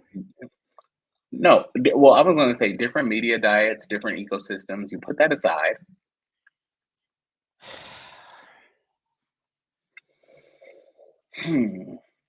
We can say that we know for certain that the trajectory of Donald Trump's life was dad hands you millions of dollars in a business. You go bankrupt 4 times. You start having incidents with the Department of Justice in the 70s because you're writing colored on applications because you won't rent to Black people. Again, remember who I told you makes Black people Black? It's all of y'all. It's all of y'all. I'm talking Borica. It's all of you. It is. Because it's like in 2016, I love my poorly educated, right? He was saying that he loves the fact that he's quoted as saying that if he ever ran for president, he would run as a Republican because they will believe anything. Didn't he in another interview say, I will run Republican because they're dumb? Did I make that up? Paraphrased in that, I mean, he probably, using his vernacular, he probably did say dumb. I said believe anything, but I believe he said dumb. And I want to quote him correctly. He said dumb. So, but my point, the juxtaposition between, as I was glad, I couldn't even get to where we haven't even got to him having 3 baby mamas. He's actually the baby mama president in real life. And then the first baby mama he has buried on his golf course. And the reason he's turned his golf course into a burial land is because he now has a tax break. But if you Google his first wife's grave, which is on his property in New Jersey, his ex-wife, as the kids, I feel like the ghost of Ivana Trump, because Ivanka is still with us. Ivana Trump should be haunting Ivanka because you let this man bury your mother on a golf course so that he could get a tax break. And if you Google the current pictures, they don't even bug the line. Her grave is overgrown. That's insane. That is insane. But he ain't paying taxes on the land because it's now burial grounds, which is insane to me. That is mildly insane. But you have the juxtaposition of a woman whose mother was an immigrant, whose daddy was a Jamaican. And we've given you civics, we've given you history. I gave you 4th grade, we skipped 5th, gave you 6th, 8th, 9th, 10th, 11th, 12th, deep dive, gave you freshman, sophomore, universally, PWI, HBCU. We just gave that to you, right? But what is also interesting here is because as much as people try to say that this lady was not Black, there's a certain way that Black people got over here to these here lands, the transatlantic. And during that time, and I know this comes as a shock to those of you that have embraced the white supremacy and you cling to the European seeds that have contributed to your existence. But the transatlantic stopped through the oceans. Oh my God. Oceans blue, as they said he sailed, supposedly. But he got lost. Cuba, South America, every Caribbean island, Them both stopped all those places and let off loads of people. Kamala Harris's father is a descendant of one of those ships as well. So how she could not be black is literally insane. Like quite literally. She went to one of the blackest HBCUs. And if you know HBCUs, you know what I mean. So did Rachel Dolezal. So that's why I'm saying that. Sometimes don't do that. You said don't do that. You said, and it's crazy that Rachel actually went there as well. She went to that one specifically. Nkechi, Ngozi Nkechi, I think that's her new name. That just made me choke. Oh my God. But I mean, the truth is that was her lot. She was raised by a single mother that knew that she was raising a black daughter. The lady graduated high school. She became the top cop of California. She was the Attorney General of California. She became a senator, which name the number of black senators in Congress. Oh, I'm sorry. You can name them and then name the number of black female senators. And then you'll have to realize that one is there because she is not. That's the reason that LaFonza Butler sits in the Senate right now, because it's not because somebody else elected her that they were running out and running to elect a black woman. Look, you see what California did? No. That was an appointment. And it was also midterm. You also have to look at who was pushed out of Congress and pushed out of their races this year, because Cori Bush was absolutely pushed out of her race. And so we lost one. And like we said earlier, the Senate gained 4 seats tonight. They went from 47 to now 51. And so now the Senate has a Republican majority. We're still waiting on the House, but right now it's also at a Republican majority. So we're looking at what we call the trifecta. And it's called a trifecta, whether it's at the federal level or the state level. But the trifecta is when you have your head. In this case, for federal, it would be the president. In state cases, it would be your governor. So we've got the head and the House and the Senate. We are looking at a potential Republican trifecta. And I cannot stress enough how much deep shit we are in if that happens. Like I don't think y'all are fully grasping what's happening. Let's just go over some of the things that happened this year alone. The Supreme Court, who is now majority conservative, which is not supposed to happen, but it happened because Trump. They ruled this year that the EPA can no longer regulate air. The Environmental Protection Agency can no longer regulate clean air. Why would we want them sticking their nose in that?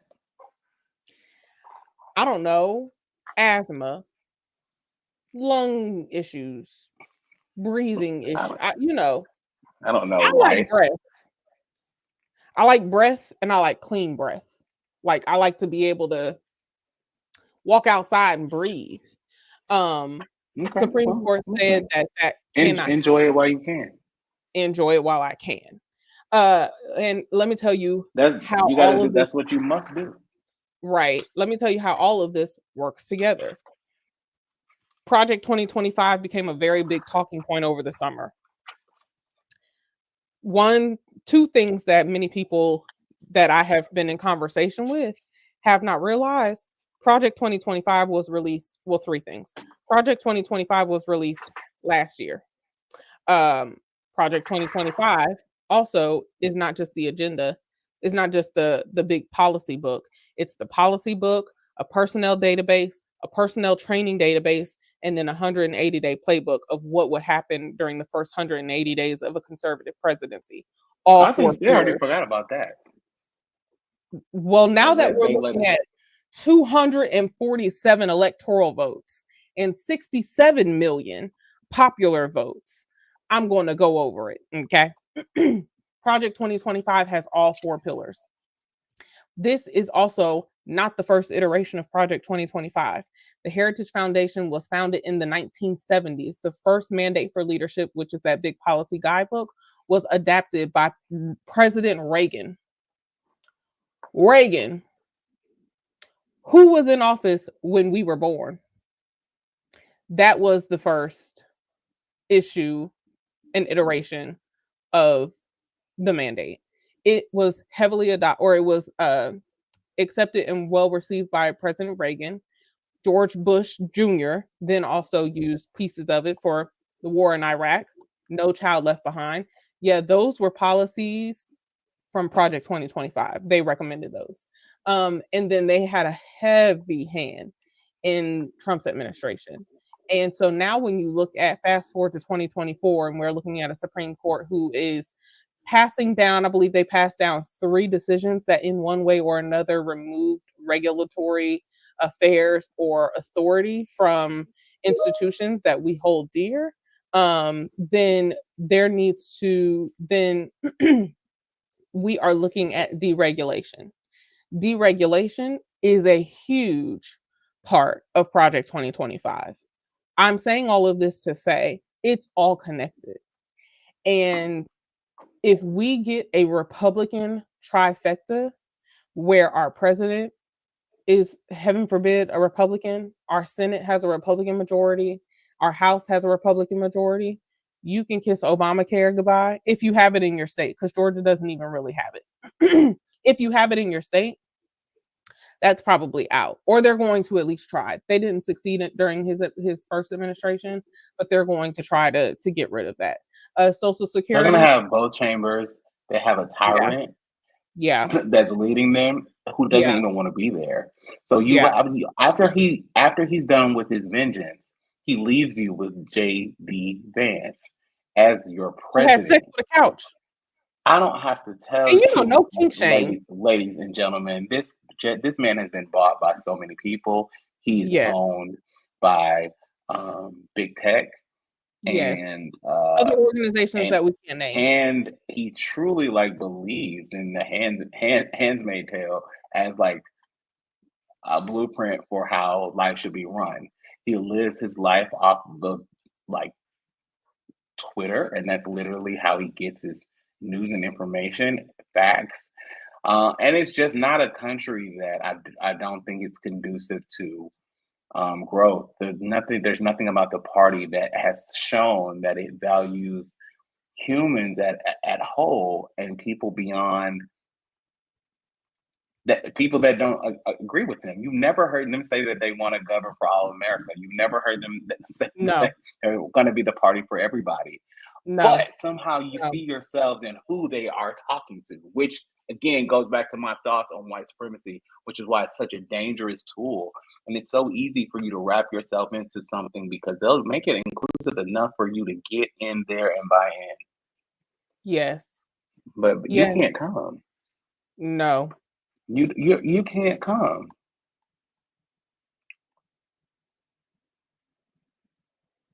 And I think that it's a sad day.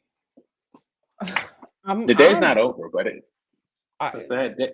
Because it's sad to think of that. And again, I think we all need some semblance of reality at times, right? To realize that. It's like, all right. Don't tempt me. So we're doing this. I think that they have I don't know what that says. I think that we are sitting with this and talking about this because once again, over 67 million people thought that this man was. But also, I know what this did to the country. Yes. I know what it did to the mental health of the country. I can sit and reflect on what happened to me, and what was happening to me. I went from, I mean, I'm again recounting that, even going back and listening to clips like I tried to pull, I couldn't even do it. It's too hard to hear. I could not even listen to Yeah, myself try to get through talking about things in a way, and it's done nothing but escalate over this period of time. The right. difference between me and Tiffany and anybody, most other people, I don't need to go see what Don Lemon was saying in 2016. I don't have to do that. I can literally go, and I was literally talking to my people. I was literally Yes. having these conversations. We were literally trying to garner a true understanding. There were people on our network that were reaching out to Trump. We were the one of the first networks that even interviewed the minions that he had, Itchy and Scratchy. Um, so I mean, so we've been here, we've been doing this, and I know, as somebody that started a morning show early in the morning every day for like 5 years, had to start with joy. It wasn't manufactured. I had no words for an hour. Good morning. And we just had to let the music play. I literally say what? We literally both walked into the office, sat down at the desk. I think we both walked in like just in time to hit the live button. Our interns weren't. I think we gave the interns the day off. I think we gave everybody the day off. They came moseying They came, in there. but it was later that morning. We're good bosses. No, but we came in, we sat at the desk, and both just stared at the screens. You turned on the mic, said with your sunglasses still on, mind you, it's 6 o'clock in the morning, it's still dark outside, but the tears, the emotions, we needed glasses. There was nothing to say. There was I nothing can't to lift you. I can't help you in this no. moment. I You really can't. literally you literally said, "Good morning." Long pause. Yep, that happened. We'll be back. Commercial, and we left to go get coffee. It must have been an intern there because I think we told him just play music. We'll be back to go get coffee. Want anything? Great. Okay, we'll be back. And we just had to go get coffee because we had to sit on air for 4 hours the day after a lunatic was elected to office over a not perfect but very competent woman. And The most qualified at the time. the The most most qualified qualified at at the the time. time. Which again gives me, okay, qualifications be damned. Clearly, We say we don't want our kids to be terrible human beings, but elect this to be the leader of the country, effectively the person that's running things, and clearly incapable, clearly incompetent, clearly delusional. unfit. And so, while we're comfortable with doing that, we don't understand the messaging that it's sending. The fact that you've chosen, well, we don't really know, but it seems like so many people have chosen this type of person and this rhetoric over in the illusion of like there's something that's phenomenal about the amnesia that has come over, and because there's to be fair, there on the other side of this, any type of critique of this person or critique that we're doing right now, they've deemed this Trump derangement syndrome, as that his entire existence has deranged us. And again, since we live in two different media ecosystems, they literally sit and take clips. We might find ourselves replaying on a conservative network tomorrow, and they'll be talking about how Trump has owned the libs, and these are two Black people with Trump derangement syndrome. Okay. But Sure. no, I'm here. I was here. I was here when he talked about shithole countries. I was here when his appeal to Black Americans was the fact that he had a mugshot and that he was now a felon like most Black men. He tried to sell sneakers because he thought that what that was going to garner Black support. And to be fair, when he was a celebrity before he was before he ran for president, he got a lot of praise from the Black community and Black rappers because flaunting ice, whether it's gold, the man has gold toilets. Of course, a rapper is going to talk about gold toilets, right? I don't think that's too phenomenal. It's not like they knew him personally. It's like idolizing King Tut. Like, people dressed up as him on Halloween. I don't know if that's idolizing, but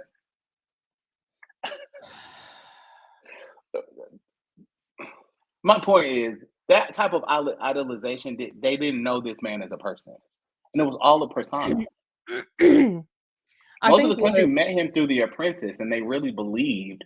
And again, as Americans, we just believe what we see on TV. And I think that may be our kryptonite. I think TV may be our kryptonite. In so many ways. Oh, yeah, because I mean, everyone makes commercials. Now everybody makes content, and we're very easily deceived. And I'll mind you, it was not deep fakes that took out this election in any way or swayed it in any way. And yeah, they were there, but it wasn't deep fakes, and like they weren't the kicker.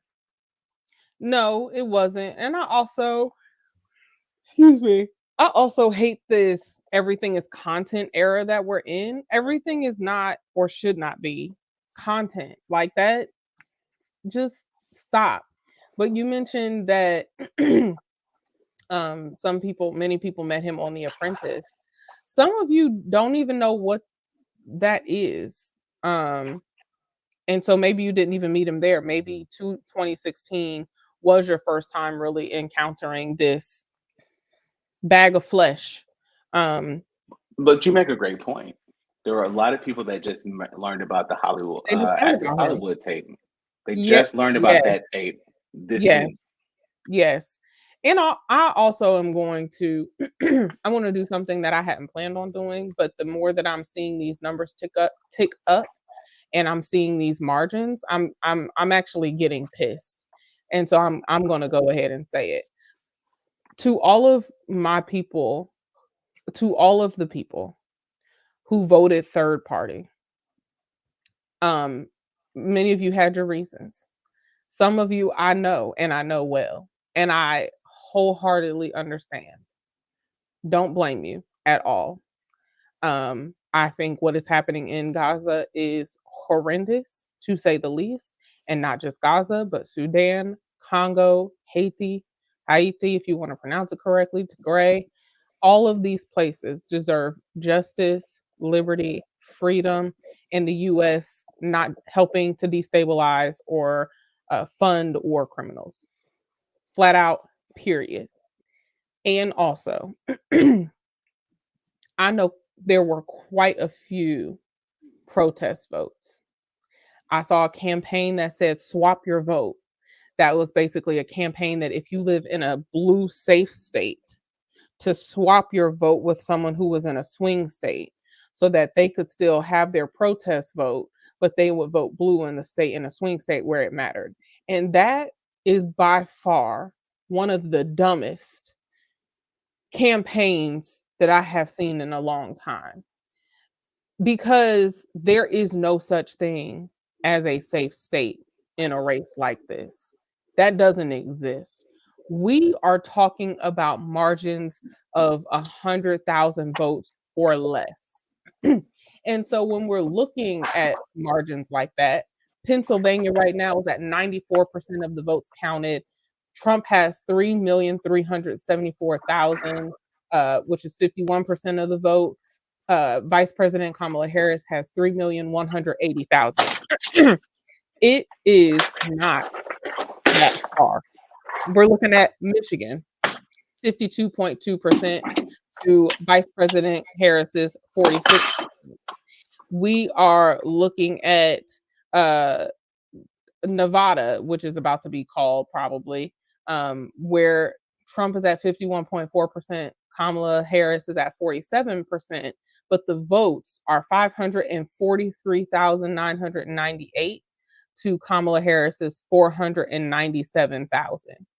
Other candidates, 16,807. They got 1.6%.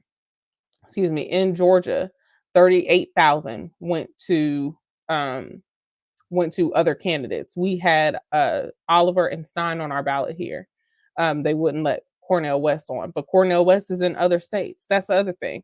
All states are not created equal. Some states have 5 candidates. Some states, like New York, just had Harris and Trump. Mine had Trump, Harris, Oliver, and Stein.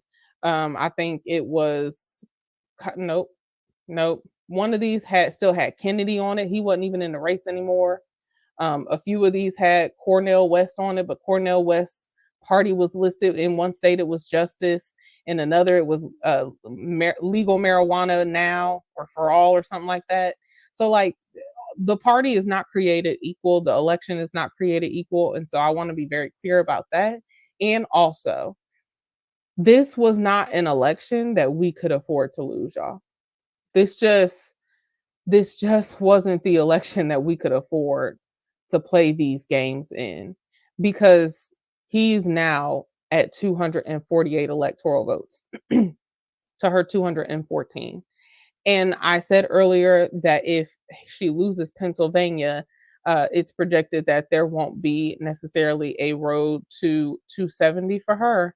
And she, at the moment, is losing Pennsylvania. It's 51% to 48%. I'm trying to see what counties are still left. It doesn't look like necessarily Democratic stronghold counties. This one's got 81% of the votes counted. Trump is leading, and by about 4 points. Let's see, this one's 98%.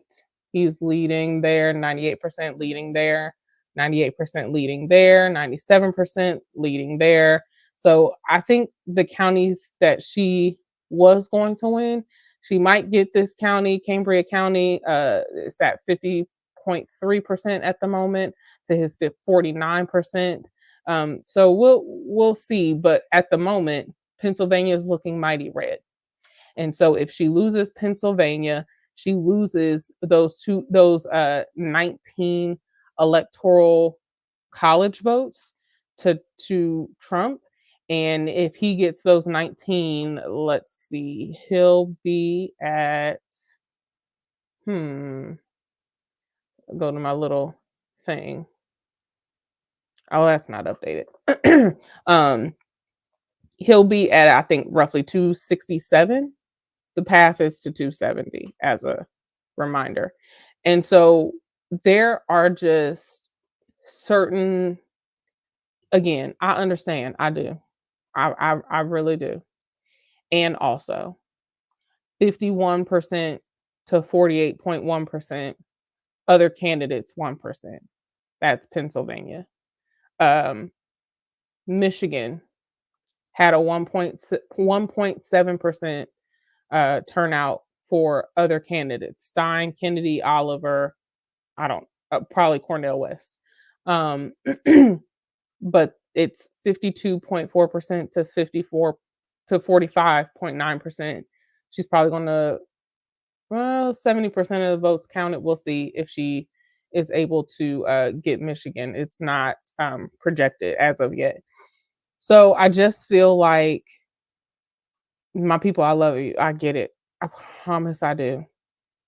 Promise I do. Voted uncommitted in the primary and everything. My heart is hurting because I just feel like if whichever way this goes, it's going to be close, and it shouldn't be. And I can't figure out if it is because she's a woman, or because she's a Black woman, or because y'all really like this man, or because y'all just lying. Like, or if it's just some combination of all of that. But whatever the reason, the fact that this race is this close between a competent, intelligent, more than capable, not always right, but at least negotiable Black woman over this crazy, delusional, demented, disrespectful, racist, bigoted, misogynist is beyond me. It's just beyond me. Y'all, this race should not be this close. It shouldn't be this close. It should not be this close by any stretch of the imagination. They shouldn't even both be in the 60 millions. It should not be this close. And I said this as a Georgia person when we had a runoff between Warnock and Herschel Walker. What do you mean a runoff? Why? What is there to run off? Are y'all this man got up here and talked about bats and wolves. What are we doing a runoff for between? And if you know me, you know how I feel. And I'm going to leave that there. But why are we having a runoff? Like, make it make sense. Because 67.5, almost 0.6 million votes for that to her very capable, but only at 62.5 million votes right now. Make it make sense, because I'm confused, especially for a lot of the red to be in the South and the Midwest, where y'all have it the worst. And there's plenty of trifectas in all of those states. Are we not? How do we? I feel there is a. I'm very happy that you worked that out. It seems like you're still sort of in shock. I don't have any of those same feelings. I have no shock. I'm not amazed. I'm not shocked. I think absolutely it's the last option that you listed, that it's all of those things. But a woman in this country is very, very, like, this entire party is looking to take things back to when women were in the kitchen barefoot having babies. That's if I will bring you back to the midterm election where they unleashed Stepford mom, Katie Britt from Alabama, and she literally came out sitting at a kitchen table and lied through her teeth about what women want. That was so bad. And you laughed at her, didn't take her seriously, didn't realize that she had been put up to speak on behalf of all of these people, because they need resources. This is a capitalistic country that cannot run without bodies. And if you think that equity is something, like, they don't want to give you equity, diversity, inclusion, especially if you don't look like them, if you don't have anything that justifies the fact that you deserve it and you're deserving of it. And so when you convince incels that they are deserving, that women should have sex with them and they should be able to control them, even if they're detestable, don't take showers, don't clean themselves, live in basements, and play video games. Some of you can smell the Cheeto dust on their fingers right now. And you've come to those people that want that type of power, but you don't take them seriously, right? You think it's a joke. It's funny. I can't believe this is happening. But also, you only know parts of history. You don't even know your own history, which it be asinine to say that is not intentional, that is not done deliberately. So when you say I'm confused, I have some shock, I'm trying to figure out, I am not trying to figure out anything. We literally created a Black history curriculum because Ron DeSantis in Florida said, I'm not teaching that. It was a ripple effect through our states. Now, these same states that are electing this asshat don't want to teach about Black history. What is the purpose of keeping your Black ass in those? Like, what are y'all even doing there besides just existing? And I'm going to pause there because I know that a faction of you, uh, and I say a faction of you because it's something I've unlearned. And I was looking for a meme. I don't think this is a meme type night, but the meme said, I was raised this way. And the next line said, unlearn all that shit. Yes. Yes. Yes. How Because you were raised and boasting that, I'm sorry, I know it sounds good. It proves that you had a grandmother, but that is not a badge of honor. It's not something to be respected. It is literal insanity that could get you killed. And to justify that by saying, oh, well, I'm just grateful that God let me see another day. You literally justify oppression.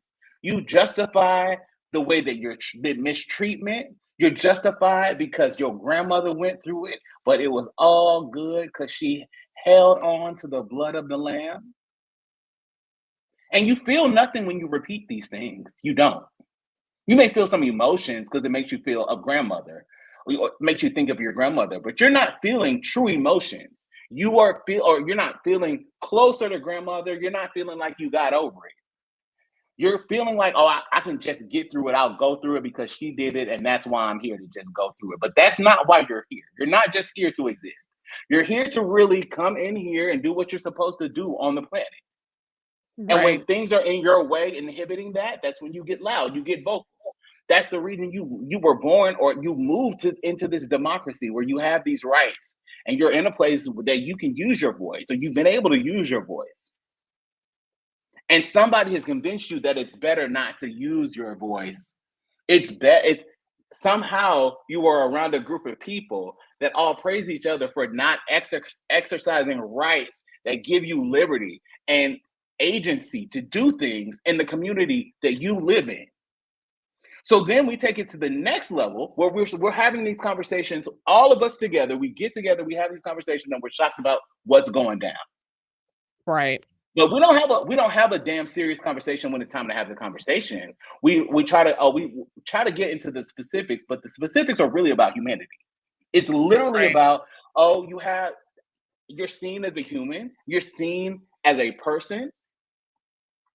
If you want to get down to the weeds of it and talk about how the weird quirks and things that exist in every other person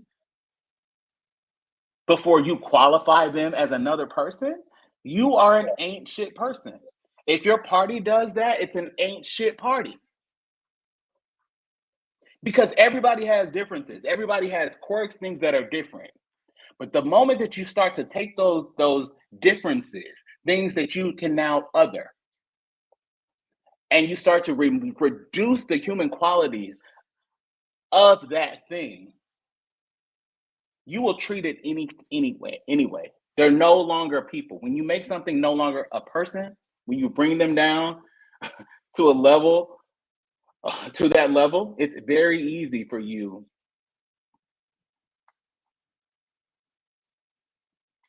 to look past them. And Yeah. unfortunately, I feel like even a lot of selfish desires come into this. The thing about the vote, while it's so precious, it isn't really about humanity. You're thinking about you, but you're also thinking about the greater good, the world that you want to live in. I often hear it touted about the world that we want our children to live in. If you look at the track record of what's been done by this government and specifically this party, both parties have their issues and flaws, but I do think that a healthy democracy needs two parties. You don't need everybody to agree, because that's also the other side of authoritarianism. Authoritarianism. I can't get it out. It's too late. And that said, I feel that we have done ourselves a disservice of not really ensuring that people understand how to exercise it, why they exercise it. I think it's very small-minded to be one issue, but that's a personal thought. and we're all enabled to have them. So if one issue is how you vote, my only comment to that is that elections have consequences. And So I I'm hope I'm that glad you this is not trusted a your gut, season. but I'm sorry. No, I'm sorry. I hope I was just going to say I hope that this is not the beginning of a season where we're about to feel that, like, truly feel that. I don't think y'all understand how terrible things real. And also, let me say this. We talked about the cycle of Project 2025 and how it's already starting to happen with some of the Supreme Court decisions and things of that nature. I just decisions that the president makes or that a presidential administration makes sometimes takes years to show. Oh For my God. example, It's so long lasting. I said there's still the ramifications are the so ramifications are so long lasting. Biden passed, and a few months ago, this went viral because there was a little post that was talking about Project 2025 and how it'll steal your overtime pay. And then I saw one that at the bottom it said Biden increased some benefit or something. I don't even remember what it was, but it was something that was like financial blue collar work, hourly wages, Biden increased XYZ. When I went to look it up, because I'm me, he did pass it, but it's passed in a stagger. So the first half of it went through this past July. The second portion of it doesn't go through until January. So when you look at things like he's been in office 4 years. So when you look at things like that, the ramifications are long lasting. On the other side, the Trump administration was in office 2016 to 2020, for the longest years of our lives. While he was in office, he right before he left office, actually, he passed the his administration, because I don't know that he was signing nothing. His administration uh allowed for the some of the most heinous methods for capital punishment back into being allowed at a state decision, which is why now we are seeing executions and death penalty cases being carried out by lethal inject. I mean, by the gas chamber, or some states enacted the firing squad because the Trump administration put that back on the books. You can do it. It's humane enough. Um, and so things like that happen. His administration flooded our nation with federal judges before his administration left office. That has long-lasting impacts when we're looking at these reproductive cases in these different states. Those are federally appointed judges. So don't take us saying that um, Arizona just passed abortion, so did Missouri. Don't take us saying that the president can only do so much in your daily lives as that it's not important to you, because it is. Because one very important thing that the president does is appoint other positions. And that tends to be the same, again, federal and state, similar levels. That tends to be the same at your state level too. My governor has appointed 2 or 3 of the positions on our public service commission here in the state. Our public service commission regulates our utilities and certain departmental things. Our utilities, our major electric company has had an approved rate increase 4 times in the last year and a half. 4 rate increases for electric. I may not feel that as much in the metro, but in rural Troup County, Butts County, Hancock County, in rural parts of Georgia where their bills were already $400 and $500 a month, they're really going to feel the brunt of that when it increases another $400 or $500 a month because of the 4 rate increases that our Public Service Commission voted and approved. But they voted and approved it because our legislature just passed where their terms change and they can stay in office longer, and we haven't had a duly elected a fair election to elect the positions in a few years. That touched every single level: state, local, and a little bit of federal. All of these races mean something. And so I just hope that we're not about to feel the burn of the decisions to my but also, Alex, I want to say this too, because you mentioned just getting out of the states. And on one hand, yes, absolutely. If you have the ability to get out of your oppressive state immediately, expeditiously, right now, you're on mute, expeditiously, You right say now. danger is upon us, and even what's just been passed in these states will be at risk if you've got a trifecta. And we have a trifecta here. My hair is not cooperating. We have a trifecta here. Oh, I mean, Um, it'll be at risk from a federal level. Absolutely. Absolutely.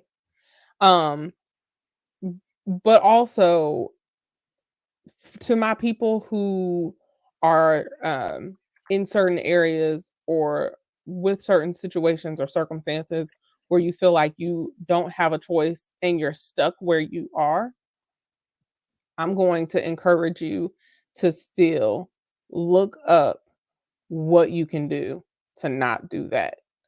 I know that I have to balance things out right now, but that does not stop me from getting out of this state as much as possible, because my mental just cannot take being here for extended periods of time anymore. I just can't do it. I recognize that is a privilege, and it's a privilege I have worked my ass off to get to. Everybody doesn't have that privilege, but I want to encourage said person. You have lived in your neighborhood, your community, your whole life. You moved back in with your parents because you just couldn't afford rent. Whatever it is, do not let the systems that are meant to break you make you feel like you don't have any other choice. It's just not true. Is it going to be easy? No. Is it going to happen quickly? Probably not. Is it going to be worth it? Absolutely. Absolutely. The vast difference between what we go through in red states, in deep red states, versus a blue state. And don't get me wrong, blue states are not perfect, but I breathe easier when I'm in a blue state. Like it's just a different experience and feeling. Uh, The attack will be on for blue states as well. Like you'll be fighting federal regulations all the time, Absolutely. attempts to overthrow. Like I don't know if you got. Well, I remember states like Oklahoma and Alabama trying to pass gun legislation in New York. You don't Yes. live here.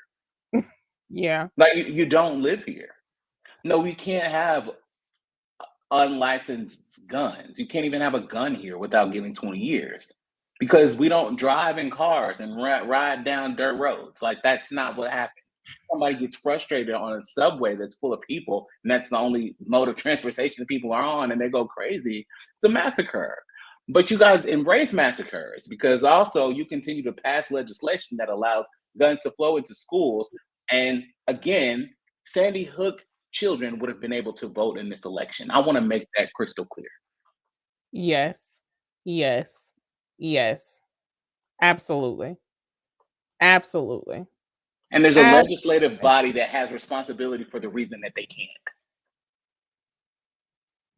So I'm mad in different ways. Like I heard what you said, and I respectfully disagree. I know that while I think what you said came from a place of privilege. I think that we can do what we've always done, and that is unify, band together. We are, as a community, we have to I'm gonna say that we're resilient. We're kind of like they've tried to get rid of us so many times. we're resilient. But I think that just like I'm starting to hear that the seniors are doing, and I think that Gen X, you guys have done a number on baby boomers and even some of you millennials that have just gone no contact with your parents. You've really done the number on them, and they're thinking about reverting to the 70s and coming together in communities and building up compounds and communes. I'm dead ass serious. I've literally heard these elders start to talk about it. Yeah, our friends, we just talked about coming together and pulling resources together. I'm Well, gonna have to make that suggestion. but the only thing that tells you that that's not a good idea is American capitalism. Well, Like, come on. And we kick our kids out at that an 18 while eminent these people domain. come into these people come into the country to chase the American dream, buy up the entire block, and their family lives there. We don't leave until this family gets too big, and then we just buy the house next door. They just keep expanding the block. Now, depending on where region of the country you live in, the group that has immigrated and that is doing that in your community, they probably come from a different place. Because it's happened all over America. That's one of the reasons that JD got upset with Ohio. Because that's what they do. They come together and they kind of reject that aspect of capitalism. So I think that if we were able to have some really progressive conversations and pull our resources together, the types of safe communities that we could build, and even on my Jesus. And I know that we were not going to carry this, but I think that we will do our people a disservice if we don't. Oh, this is so embarrassing. My Lord. He just got Pennsylvania.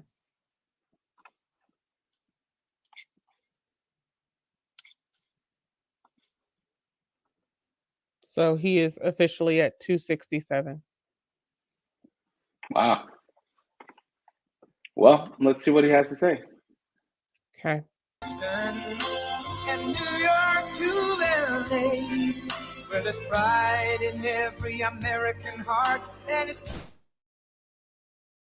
not in here tonight. No. Not in here tonight. I can't. I'm not gonna be able to do that. No. Not in here tonight. No. I'm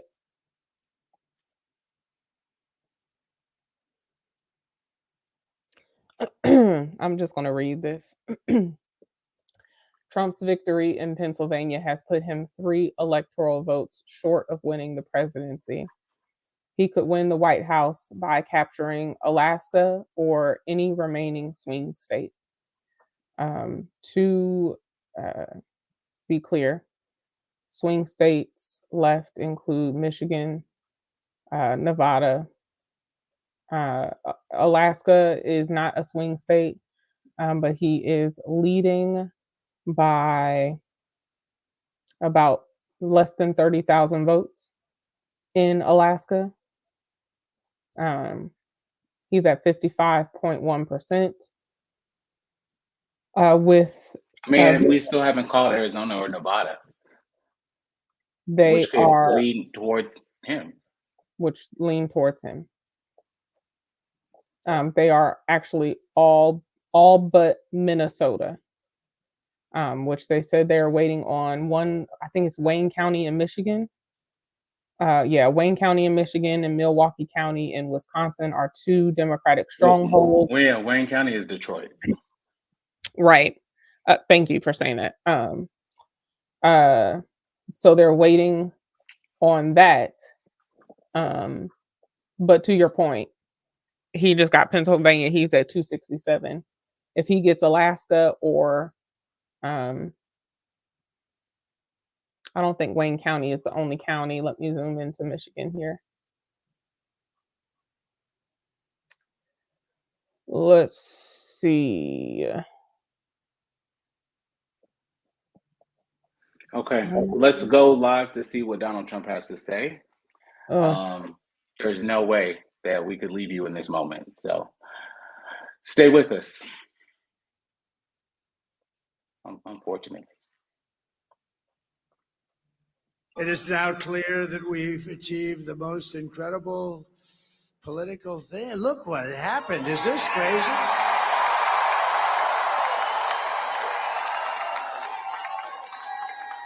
But it's a political victory that our country has never seen before, nothing like this. I want to thank the American people for the extraordinary honor of being elected your 47th president and your 45th president.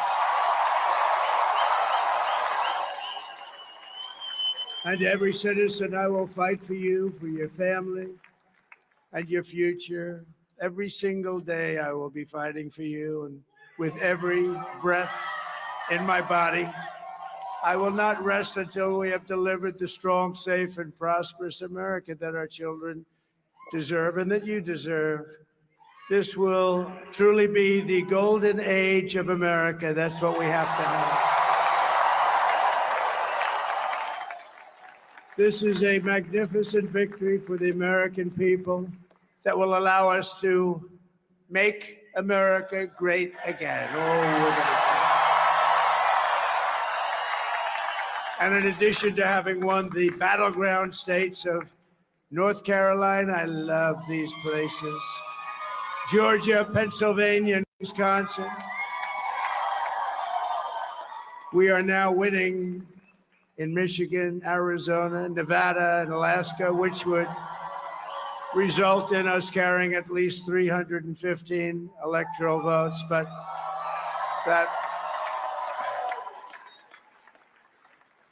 it's much easier doing what the networks did or whoever called it, because there was no other path.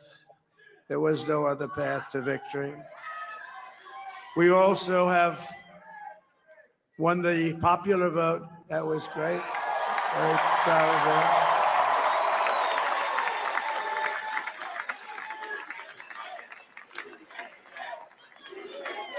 Thank you.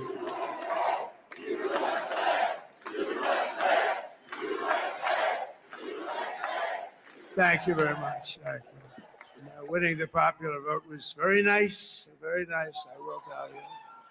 It's a great feeling of love. We have a great feeling of love in this very large room with unbelievable people standing by my side. These people have been incredible. They've made the journey with me, and we're going to make you very happy. We're going to make you very proud of your vote.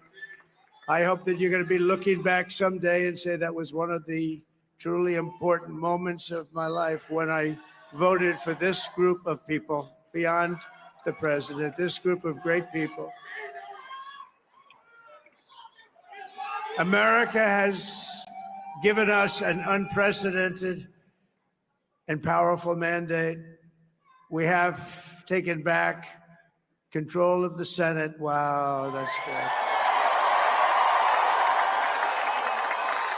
And the Senate races in Montana, Nevada, Texas, Ohio, Michigan, Wisconsin, the great Commonwealth of Pennsylvania, were all won by the MAGA movement. They helped so much.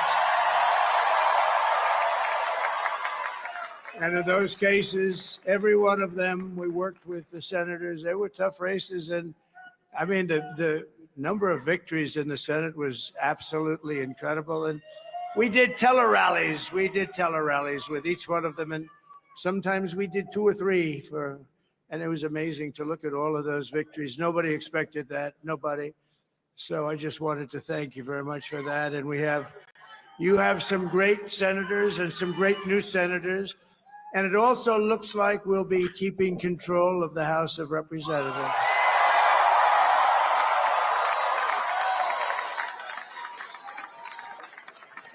And I want to thank Mike Johnson. I think he's doing a terrific job, terrific job. I want to also thank my beautiful wife, Melania, First Lady.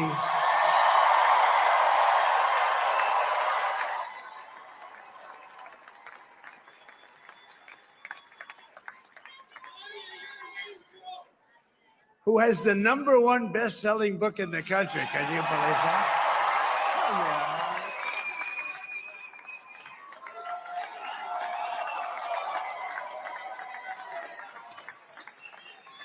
Oh, yeah. Oh, no, she's done a great job, works very hard to help people. So I just want to thank her. But I want to thank my whole family, my amazing children, and they are amazing children. Now, we all think our children are amazing. Everybody here thinks their children are amazing, but that's a good thing when you think they are. But Don, Eric, Ivanka, Tiffany, Barron, Laura, Jared, Kimberly, Michael, thank you all. What a help. What a great.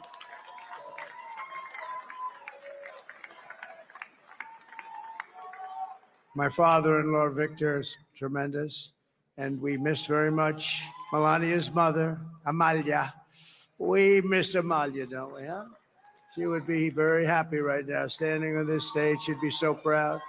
She was a great woman, that one. Beautiful inside and out. She was a great woman. I want to be the first to congratulate our great, now I can say, Vice President-elect of the United States, J.D. Vance.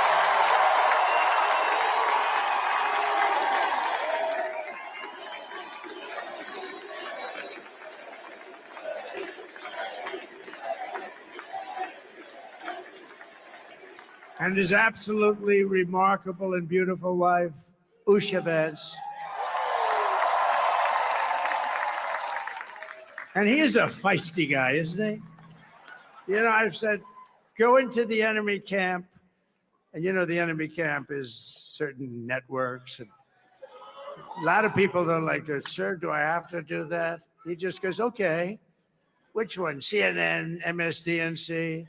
He'll say, all right, thank you very much. He actually looks like, he's still like the only guy I've ever seen. He really looks forward to it. And then he just goes in and absolutely obliterates them. Say a couple of words.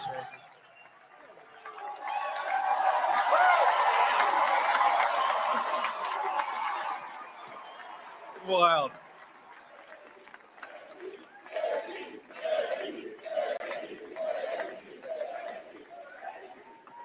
Well, Mr. President, I appreciate you allowing me to join you on this incredible journey. I thank you for the trust that you placed in me.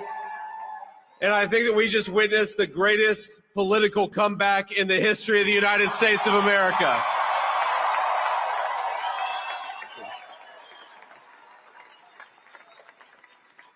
And under President Trump's leadership, we're never going to stop fighting for you, for your dreams, for the future of your children. And after the greatest political comeback in American history, we're going to lead the greatest economic comeback in American history under Donald Trump's leadership.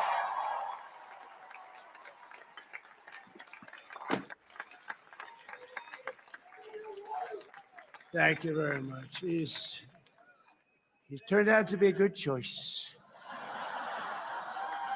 I took a little heat at the beginning, but he was, I knew the brain was a good one, about as good as it gets.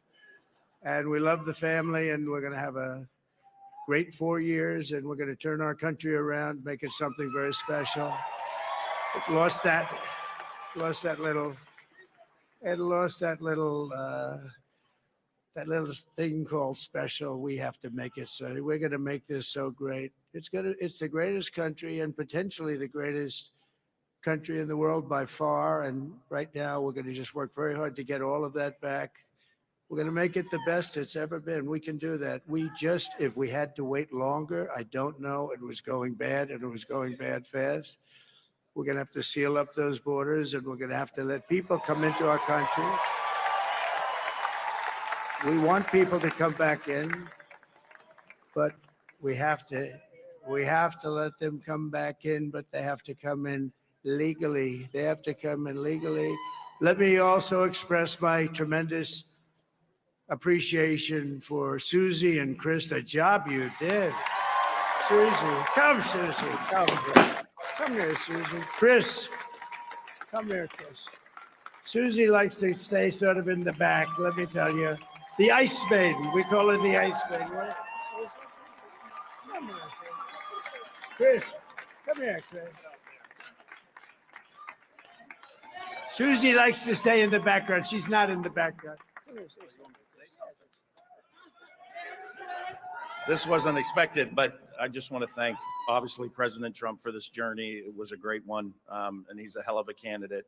He's going to be a hell of a great 47th president. And this team that we had, the best team, and of course, even my boss, Susie Wiles, the best.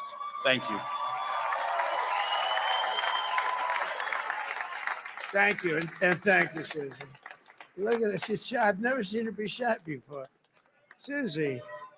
They're great. Everybody up here is great. Everybody up here is very special. But the Trump That that the hot air will continue to blow, and I think that as we continue to obviously, if you're just tuning in now, obviously you haven't been under a rock. You've been here. You've been following the coverage tonight. You've been following the path. Donald Trump sits at 266 electoral votes, 267 electoral votes, forgive me, to Kamala Harris, currently sitting at only 214. 214. Yep. There's really no clear path for Kamala Harris to come back and clinch this election. Donald Trump has also taken the stage with his full family, which we haven't seen in quite some time. Melania seems to be back from the abyss. Nice to see her tonight or this morning. And the entire gang is there, as well as Susie Wiles and Chris LaCivita, who were the orchestrators and master liars that put this campaign together. One thing that's interesting is that they've also claimed, J.D. Vance was able to speak tonight. And also they are also claiming, and we'll put it in evangelical terms for some of you, claiming victory and declaring victory, obviously because they did clinch the Senate, and that they will indeed clinch the House, which makes a trifecta for the United States government. I believe these remarks will continue. I think that Trump will probably speak. He usually, once he gets in front of a mic, he goes for another 2 hours. It's one thing that I don't even think that our coverage would allow.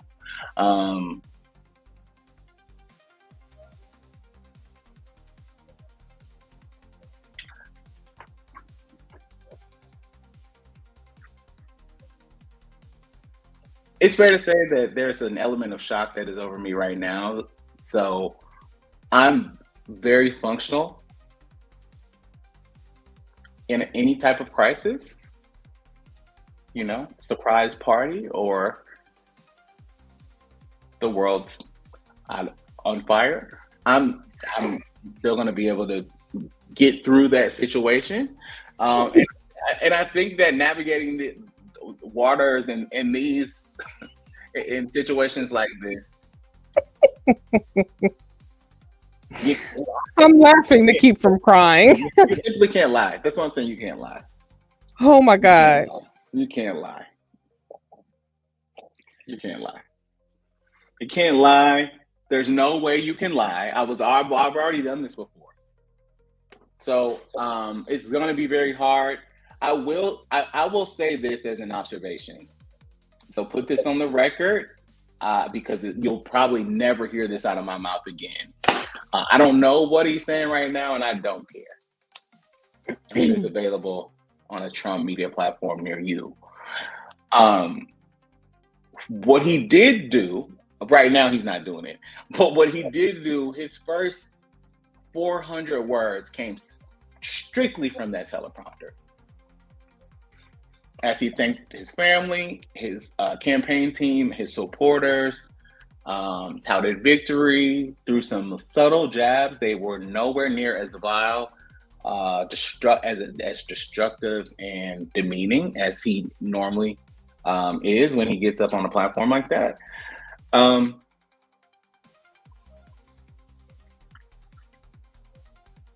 What I'm not prepared for, I know you're trying to laugh to keep from crying. I'm not prepared for the incoming that besets me or a lot of people, I'm going to say that one day, well, there is not always a happy ending. So I want to make that clear. I'm not trying to stoke fear at all. I'm just saying fairy tales are fairy tales. They're meant to keep kids sleep all night. This shouldn't have been a help fairy them go tale. to sleep with it. You said what? I said this shouldn't have been a fairy tale. This was a very easy assignment.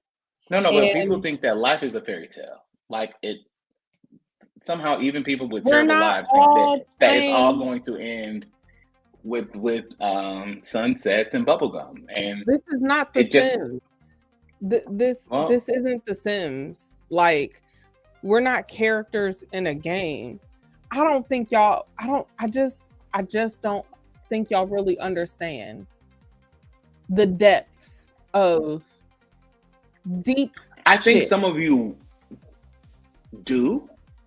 I think But I that think 63,436,550 people get it.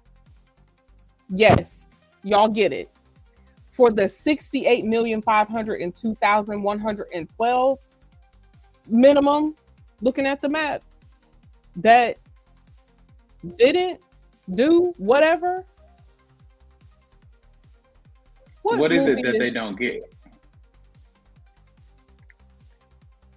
What movie is that?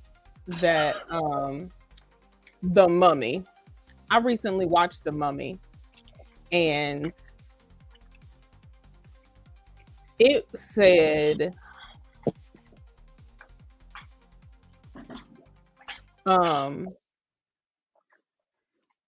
it had the sorry, spoiler alert if you've never seen The Mummy. I was watching The Mummy, and it got to a point where basically they had done all the steps that needed to be taken to reincarnate the mummy had happened. But it happened because they weren't talking to one another. And so some folks over here had done something, some folks over here had done something, and then the woman opened the book. And as soon as the woman opened the book, the 7 plagues started hitting them immediately. And the first one was the locust. And the man is sitting there with the locust flying all over him, and he's just still, and he says, "What have we done?" That's how I feel in this moment right now. I feel like that man on the mummy with the locust flying around him, just sitting there saying, "What have we done?" Because not only was he bad domestically, the damage he caused in our foreign if y'all thought Biden Harris was bad with our foreign affairs, look at the history of how our international and foreign affairs and policies played out under the Trump administration. And I can hear some of y'all now, we got enough issues at home. I can't be worried about what's going on in other countries. I want you to look up a poem called And Then They Came for Me. Because what Martin says in that poem, I believe his name is Martin. What he says in that poem is so, it sits with me so frequently, because just as soon as you think it's not going to hit your door is exactly the moment when it hits your door. Oh, 100%. 100%. You lose your health care, you lose your social security benefits, or someone in your arena or your family or whatever loses their social security benefits. The insulin costs go up. They can't afford their cancer treatments. Your child gets sick and you can't afford it. Child care costs go up. Gas costs go up because he has completely effed our foreign affairs in international relationships. Look up the damage that he really did. And F a $1,200 check. I just want to prove something. I have no idea. I have no idea what type of hot air is coming out of his mouth right now. But the fact that he's still talking, but I'm going to prove to you that you're not lying. analysis of the people that voted for us. Nobody's ever seen anything like that. They came from all corners, union, non-union, African American, Hispanic American, Asian American, Arab American, Muslim American. We had everybody, and it was beautiful. It was a historic realignment, uniting citizens of all backgrounds around a common core of common sense. You know, we're the party of common sense. We want to have borders. We want to have security. We want to have things be good, safe. We want great education. We want a strong and powerful military. And ideally, we don't have I was trying to prove a you know, we point. had no wars. 4 years, we had no wars, except we defeated. I was trying to prove a point. Did he just say 4 years, no wars? He sure We had did. no wars. They said he He's will still start saying a it. war. I'm not going to start a war. I'm going to stop wars. But this is also a massive victory for democracy and for freedom. Together, we're going to unlock America's glorious destiny. We're going to achieve the most incredible future for our people. Yesterday, as I stood at my last stop on the campaign trail, I'll never be doing a rally again. Can you believe it? I think we've done 900 rallies approximately from them. Can you imagine? 900, 901, something, a lot of rallies. And it was sad. Everybody was sad. Many people, I said, this is our last rally. But now we're going on to something that's far more important, because the rallies were used for us to be put in this position where we can really help our country. That's what we're going to do. We're going to make our country better than it ever has been. And I said that many people have told me that God spared my life for a reason.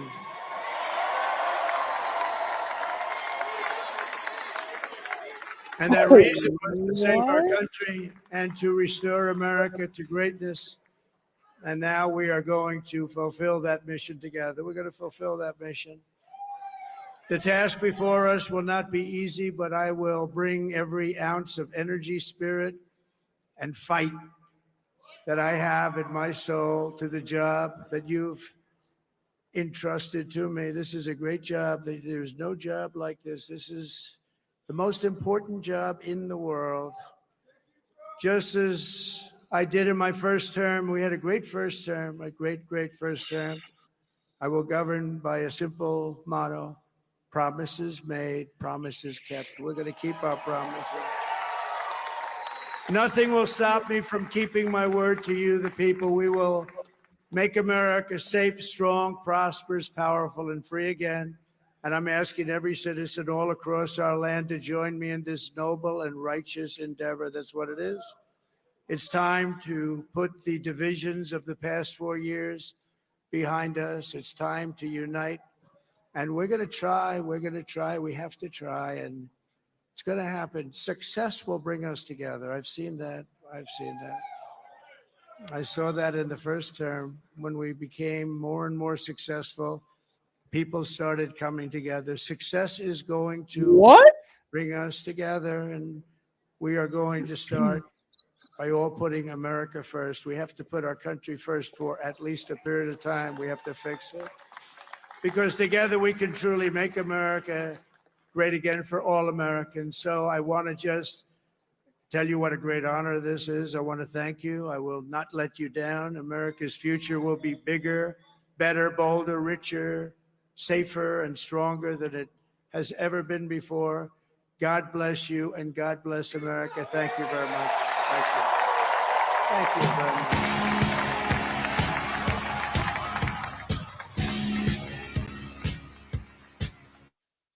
He's really going to ride out to YMCA? Didn't they already ask him not to play that? He's going to do the Dougie out to YMCA. That is how he announces his last rally, an official bid. But again, I want to voice some things that he said, because he said he's going to fulfill every promise, which one of those promises was to be a dictator on day one. But also he just said he needs to take care of America. So since you weren't, maybe you were there. Maybe you were there, and like Tiff just said, we got to take care of what's at home. Ukraine is fucked. Honestly, truly, honestly, truly. Mm. Jack Smith, thank you for your service. It's not. Thank you so much Your for your severance is at the attempt. door. No, because if you recall, there was one person that he fired that was in the FBI during his term, and he had like 7 days to retire so that he could get his pension. And Trump knew that and fired the man. Do you not recall this? I don't have that. I don't want to misquote anything. I recall. So fresh, so fresh as America gets ready for its next era. But there's a number of things that are just not, maybe that you may have not considered. What I do, and I know that we can get together with our team at Black Alerts, and we'll start a leaderboard of the things. I think it's only fitting because honestly, I have to take the posture of Simone and Baldwin in my posture towards specifically my people as it goes forward. So, And Baker. and Turner. keep going, Garvey, keep going. And so a leaderboard of like things that I told you, things that have already happened, things that have been said, because we've cataloged all those things, we've brought them to you, you've heard them. Yeah. So when rights start to dissipate, I'm sorry. I do believe there are going to be service organizations out here that brand themselves as coming out here to help the least of these, that think that they have a chance of getting funding to help people that are in need. When you literally, America just reelected a man that when Puerto Rico was hit by a hurricane, had to be threw paper convinced, towels. but he had to be convinced by his own team that it was a Puerto state. Rico was owned by America. It was us. It wasn't a them. Yeah, he thought they weren't our responsibility. He thought it was just some little island. Let me look up the United States and Mexico, because I need to be picking a spot. I'm just not going to be able to do this. And just for a quick fact check for kicks and giggles, he said no wars during his term. Let me get it correctly. And I didn't know this was going to happen, but I'm lighting up. So you can continue, okay. but okay. I give no damns at this point. What else do you want? What else did you ask us for? What else do you want? This first sentence says, President Donald J. Trump's first war seemed a short one. To many, it commenced on April 7th, 2017, and after 59 cruise missiles struck, seemingly ended the same day. Still a war. Here is how when we say foreign affairs, we're talking NATO alliance. He pulled us out of that. We're talking Paris Accords. He pulled us out of that. NATO alliance is just what it sounds like. It's an alliance. It's our allies. He pulled us out of that. And the Paris Accords is climate change. We're in a Paris agreement with other countries. The United States is one of the leading contributors to climate change, and yet we are also contributing the least. So if you're wondering why climate activists had such a big issue with BP Harris saying she would not ban fracking, it's because stuff like the Sahara Desert flooding are happening. The Sahara Desert flooded. That doesn't happen, for anyone wondering. And so he said he wanted to be dictator on day one. Let me explain to y'all what that means in case you didn't hear his speech. He wants us to not be able to vote anymore. And not like us blacks, that's a given, but like us as a collective people. He doesn't want us to have to vote anymore because he wants an authoritarian government, dictatorship, if you will. That's also written in Project 2025. And so here's the issue with that. Our US Constitution says that the president only gets 2 terms. Now, I don't think that Congress would pass a law saying that that's going to change.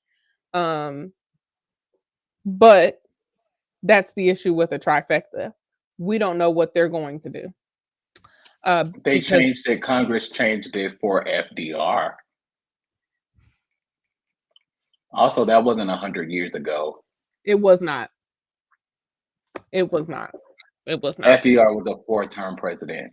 This man that has clinched pretty much this election is on his way out of here. But these people, America would elect him, as we can tell, at 98. I didn't need to be. I have no shock. I'm not surprised. No. I'm more frustrated with the conversations that I'm going to have. So I think I'm going to probably record a pre-recorded message. And I'll be using my backup line for the rest of the week. One of them. Understood. But because here's what's going on. But some conversations are really going to have to be had. And again, no one's exempt from no one's exempt from the consequences of an election. Right. So you'll see what happened. You'll see exactly what those Trump checks, how that's going to manifest. Because with no regulation, again, I know that they talk about cutting costs in a way that they're going to save. They want to abolish the government. They want the services that already annoy you. They want to get rid of. And the thing, I just want you to be clear that McDonald's just dealt with an E. coli outbreak 2 weeks ago for their quarter pounders. But if they get rid of the Food and Drug Administration, who is going to detect that? The private company that he appoints because he is getting kickbacks from the CEO? And to be clear, our FDA still isn't shit. I know who.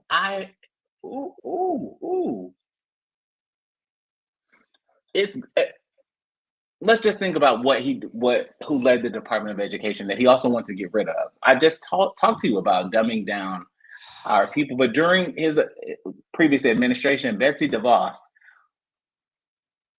whose brother is the CEO of BlackRock.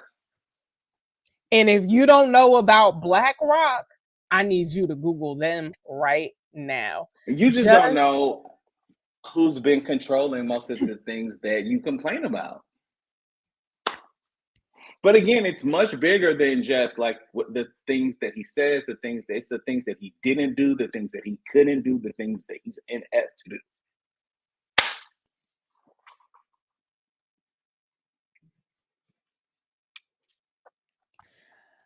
I'm just going to read. I do know that a new Gonzo has been awakened in me. It's probably going to have to be how I support myself for. I am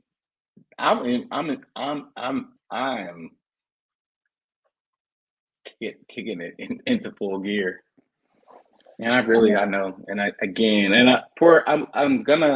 what I will do is I will really be amenable to people that have a serious desire, because y'all talk a lot of shit, but they have a serious desire. I'm amenable to it. Like to think that you're going to be able to live somewhere 6 months a year under this administration is insane. He's talking about my plan, y'all. I literally wasn't talking about you. I was just literally thinking that if you think that you're going to get like a visa to go to a shithole country, Like, you got to be insane. You No, really a few got. months ago, I really looked up getting to Canada again. Well, I'm not. I won't Have say options. that. I'm not saying. I'm saying if you think that you're going to be able to look up Canada No, I'm and saying exit as you please. I'm saying that's a suggestion. Y'all should do that What? before they Just like extend I all the said, way. right to your representatives, you need to get in touch with them. You should send emails tonight. Get Biden on the line. Him and Kamala need to be making some agreements. That's my advice. My advice, honestly, as somebody that has lived my life in this country for 37 years, is that listen, and again, it's the same thing, the same way I feel about poor white people. I'm sorry, you're white. I don't have any sympathy for that.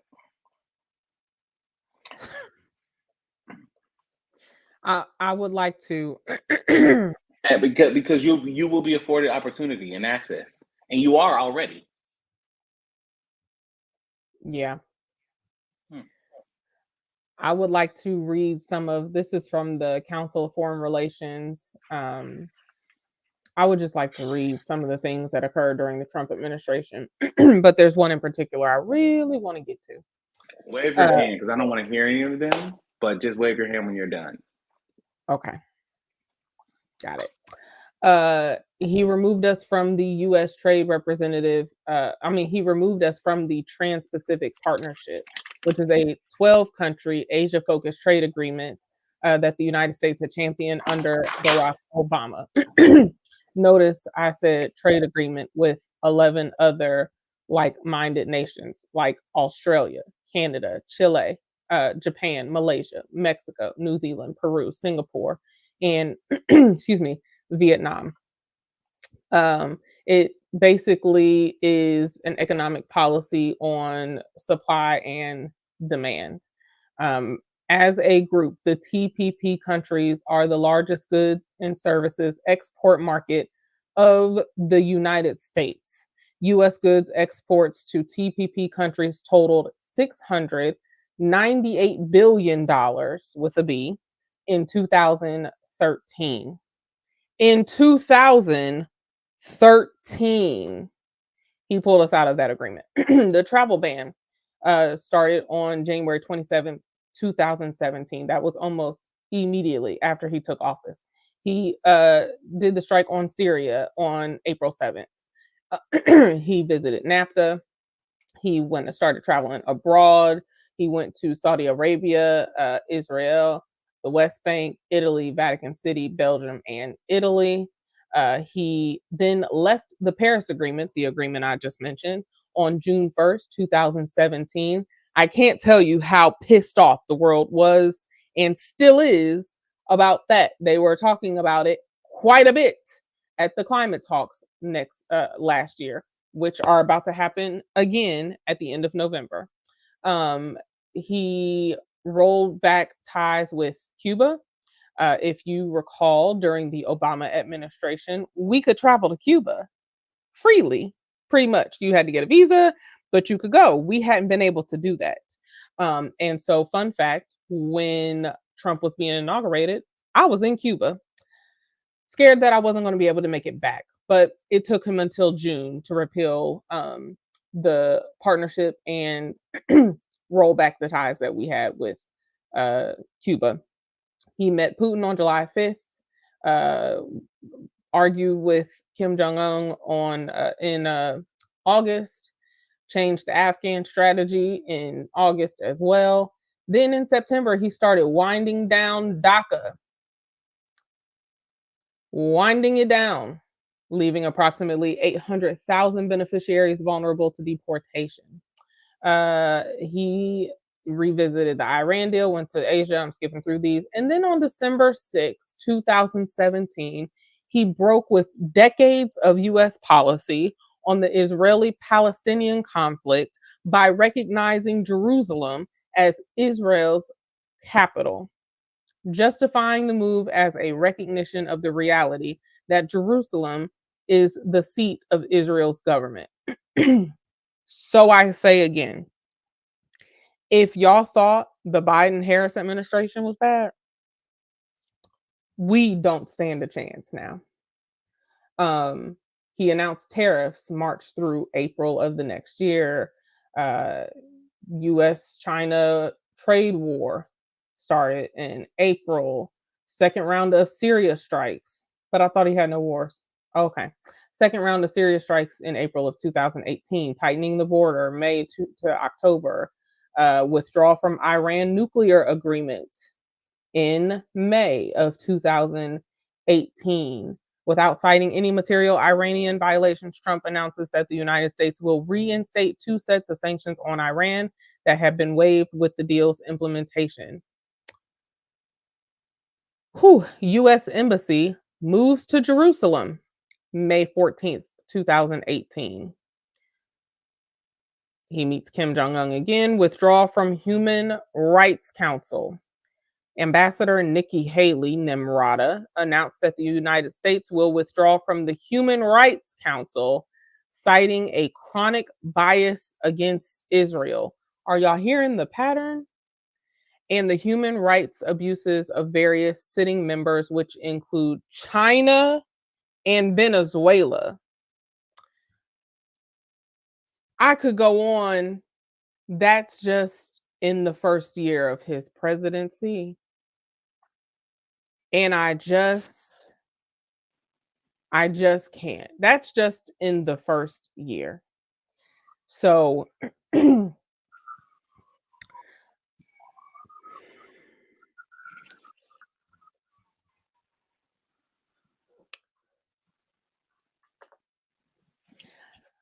I don't recommend addictions. I don't recommend addictions. I do recommend finding something that's self-care.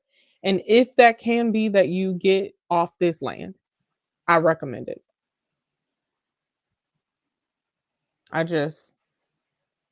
recommend it. And I'm going to talk to the person that says my life is not that bad. Ignore me. Okay. No, seriously.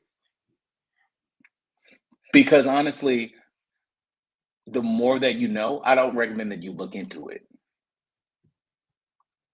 Part of having to give information is having to know information.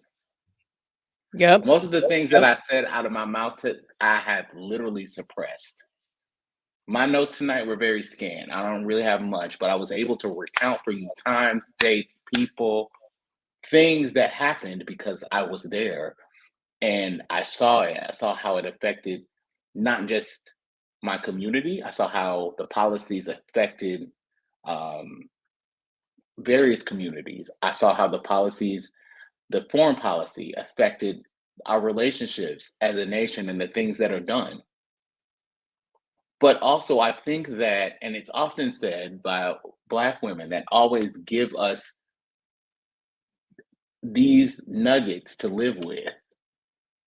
Any country, any leader, let's take country aside, any leader that is intent on helping everyone will begin with the least of everyone. Because when the last person, the lowest person, the brokest person, the poorest person, the person without, when that person is taken care of, it ensures that everybody is taken care of from the bottom up. A distortion of that same concept is when people align that with communism. Or they align that, like, it's such a disingenuous, manipulative tactic that's used to confuse people with terms that they've been indoctrined to be afraid of, which is fine. Like, there are things like there's viable debates on different types of different styles of government and preferences and things like that, and also things that have worked, things that were in control, or things that have led entire republics to swing under the guidance and the leadership of tyranny. So the later it gets, the bigger the words are um, for me. And I really, again, I even can't. We came with some joyful projection music. The lot of allowing this reporting to continue tomorrow is resting heavy on me. The 4 hours that I know that I'm really going to attempt to get of sleep, I'm barely going to be able to close my eyes Barely. because I already knew when I had that feeling that I had in 2016 Yes. that I don't know. I don't. I want to your point that you just said, I just wrote this quote in my paper today. The Combahee, I always pronounce it incorrectly, River Collective made a statement some years ago that said if Black women were free, it would mean that everyone else would have to be free, since our freedom would necessitate the destruction of all the systems of oppression. And the fact that that was fresh on my mind and then you said it tells me, one, we've been doing this a very long time. And I don't just mean we, like you and I, doing this. I mean, we have been in this fight for a very, very long time. I Right? can't stress to you enough that this is for us. So I really don't give a damn. Anyway, I can't. I cannot. I can't conform to some standard that really is ineffective and that makes no sense. Right. And like you said, if we don't understand that principle, we too won't go in our best interest. And but you know what? I'm going to say this so that it makes it a little bit simpler, because I think that applies.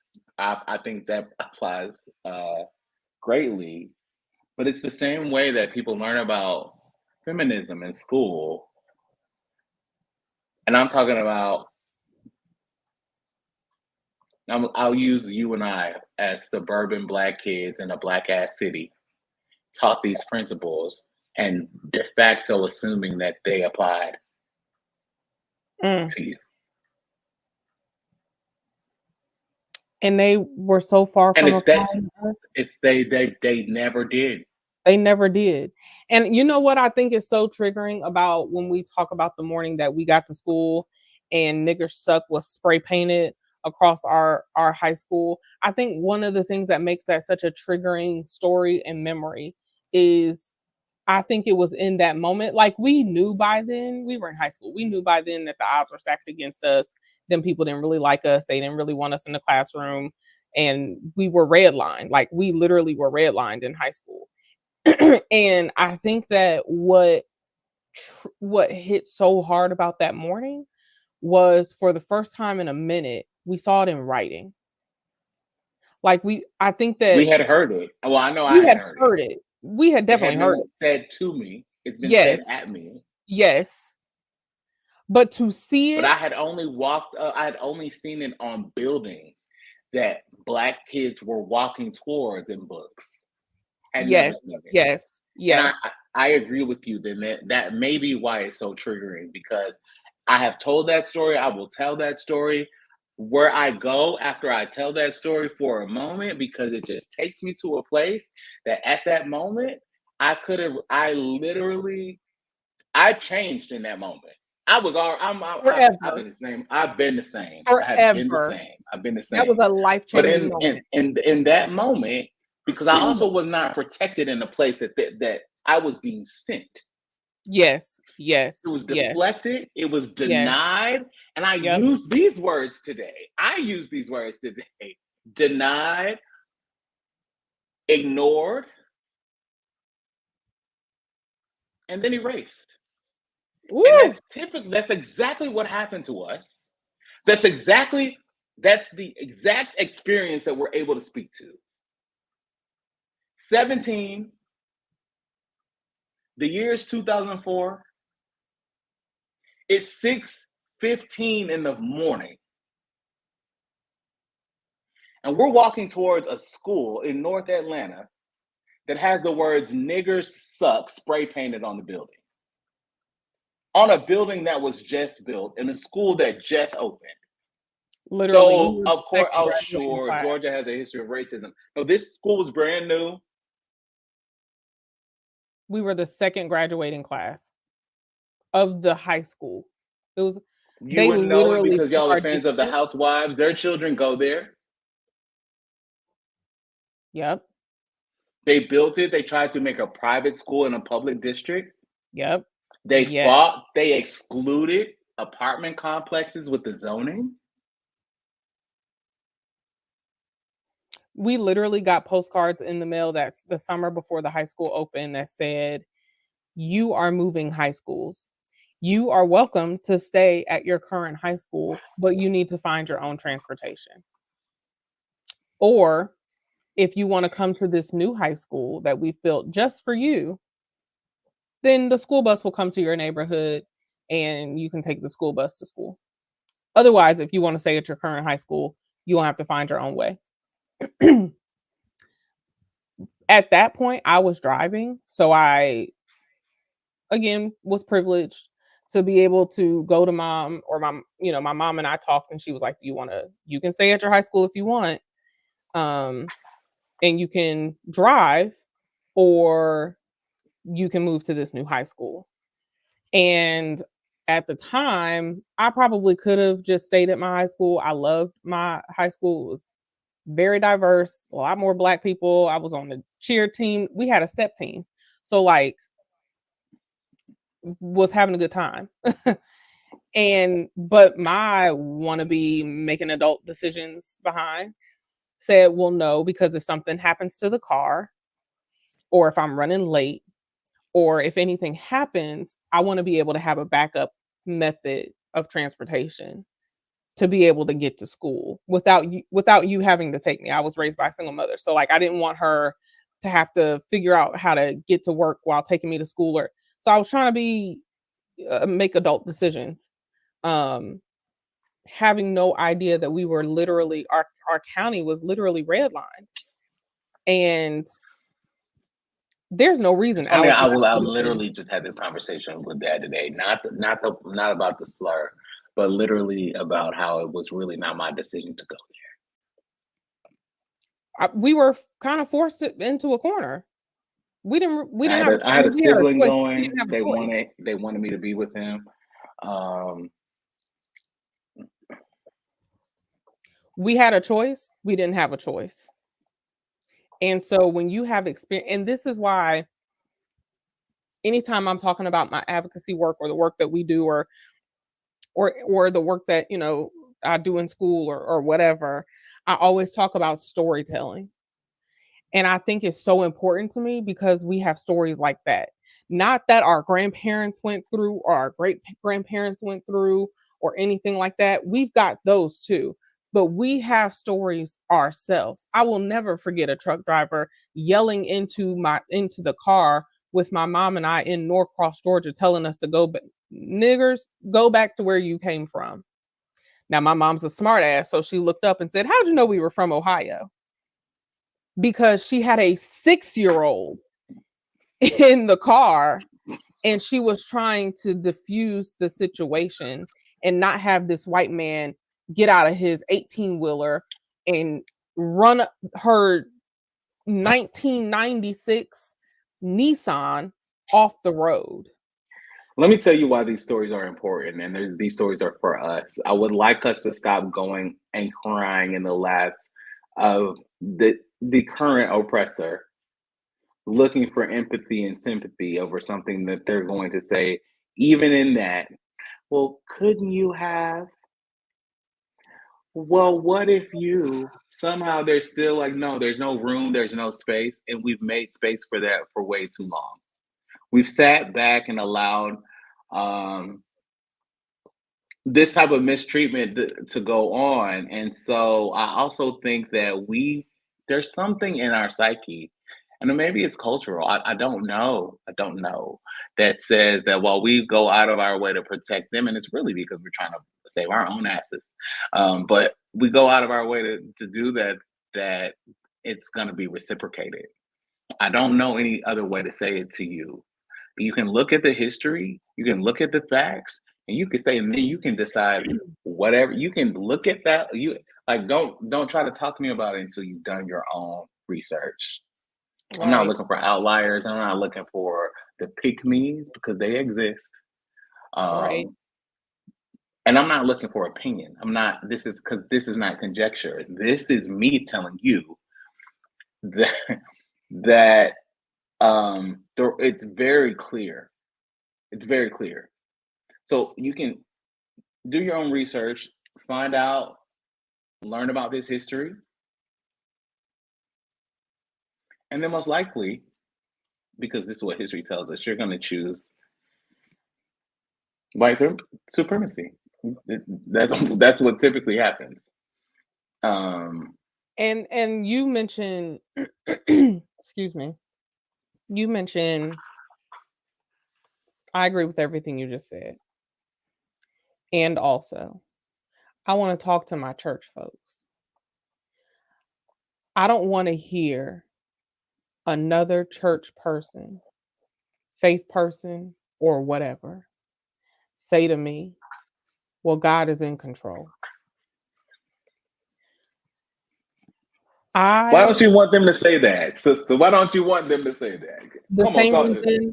Why don't you want them to say that? The same reason I don't want to hear trouble don't last always. The same reason I don't want to hear God won't put more on you than you can bear. The same reason I don't want to hear weeping may endure for a night, but joy comes in the morning. None of that shit matters when people are trying to decide between groceries and medicine. Oh, And but baby, he's an on-time guy.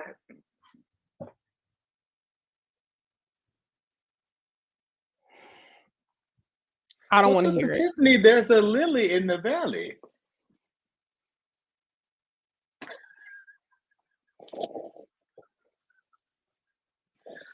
I'm trying to tell you what you're gonna, because just like you have 50 text messages, that's what's gonna be in your messages from the church. I'm not gonna have none of that shit in my inbox either, because I cannot deal with that nonsense. Now that is because you also aren't living in reality. And I can't. That shows you're living in I can't.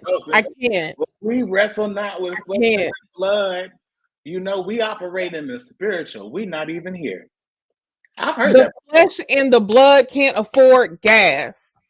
And I have to, if any of my church family folks are on this stream, watching, listening, if you see me tomorrow for this event that I have to lead, you may not don't say none of that to me, because it's going to turn into a different event.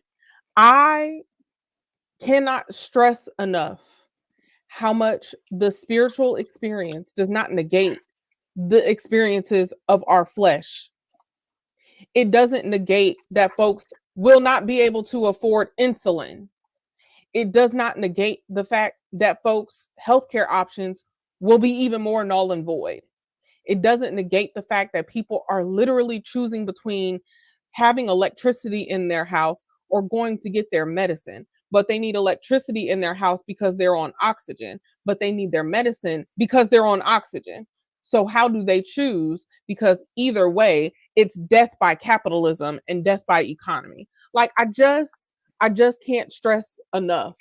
If it's not that, it's the Supreme Court removing regulatory policies so that the air we breathe is no longer clean. And now you walk outside and all of us are on oxygen because the air is not clean, because we've let corporations just continue to burn whatever fossil fuel they want to burn. And so I just know, church, I don't want to hear trouble don't last always, weeping endures in the night, but joy comes in the morning. It's been a lot of nights. It's been far too many nights. and not enough joys in the morning. And Silver and gold. I don't want to hear that. Silver and gold. I don't want to hear that. And you know what? I love Kirk Franklin dearly, but and he has said this about his own music. The first half of his catalog from the 90s just pisses me off. I just can't listen to it. And those used to be my okay, so what about Stir Up the Gift?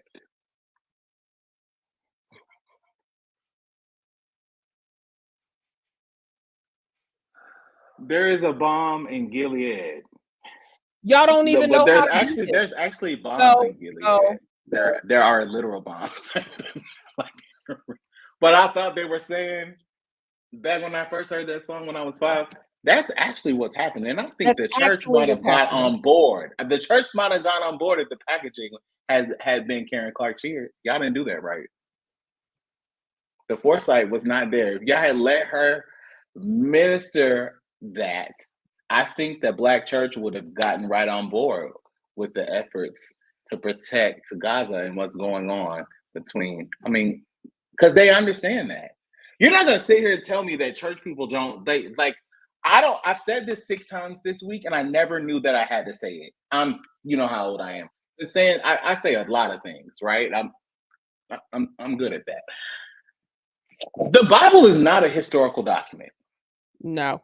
Okay, it's not. It should not be used as your historical source of information of things that happened on the planet.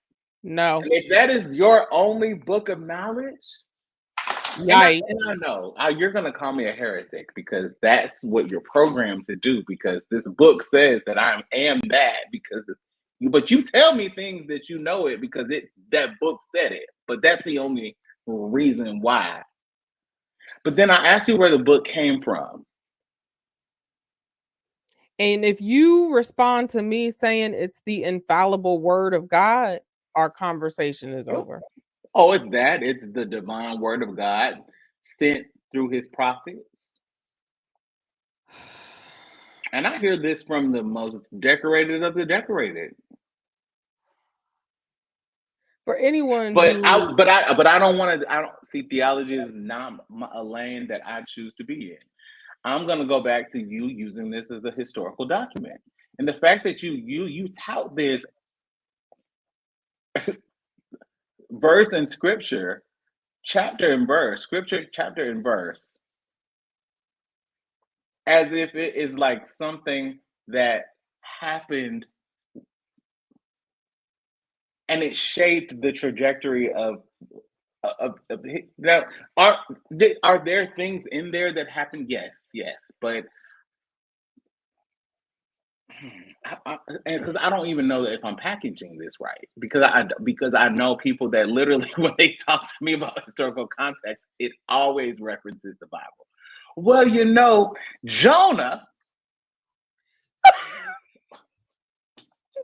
No, I know plenty about Jonah. What do you know?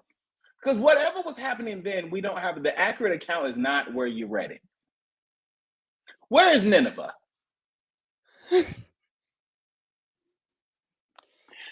and they be dead ass serious, but it's just like, okay, well,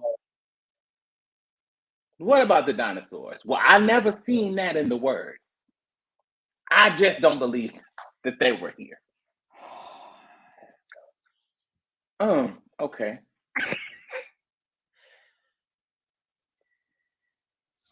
At the risk of someone from my denomination finding this and taking my orders. I really hope that doesn't happen, but I know that you would truck on because you are much better without them. Oh, shit. I did not mean to say that. Oh, shit. It's late.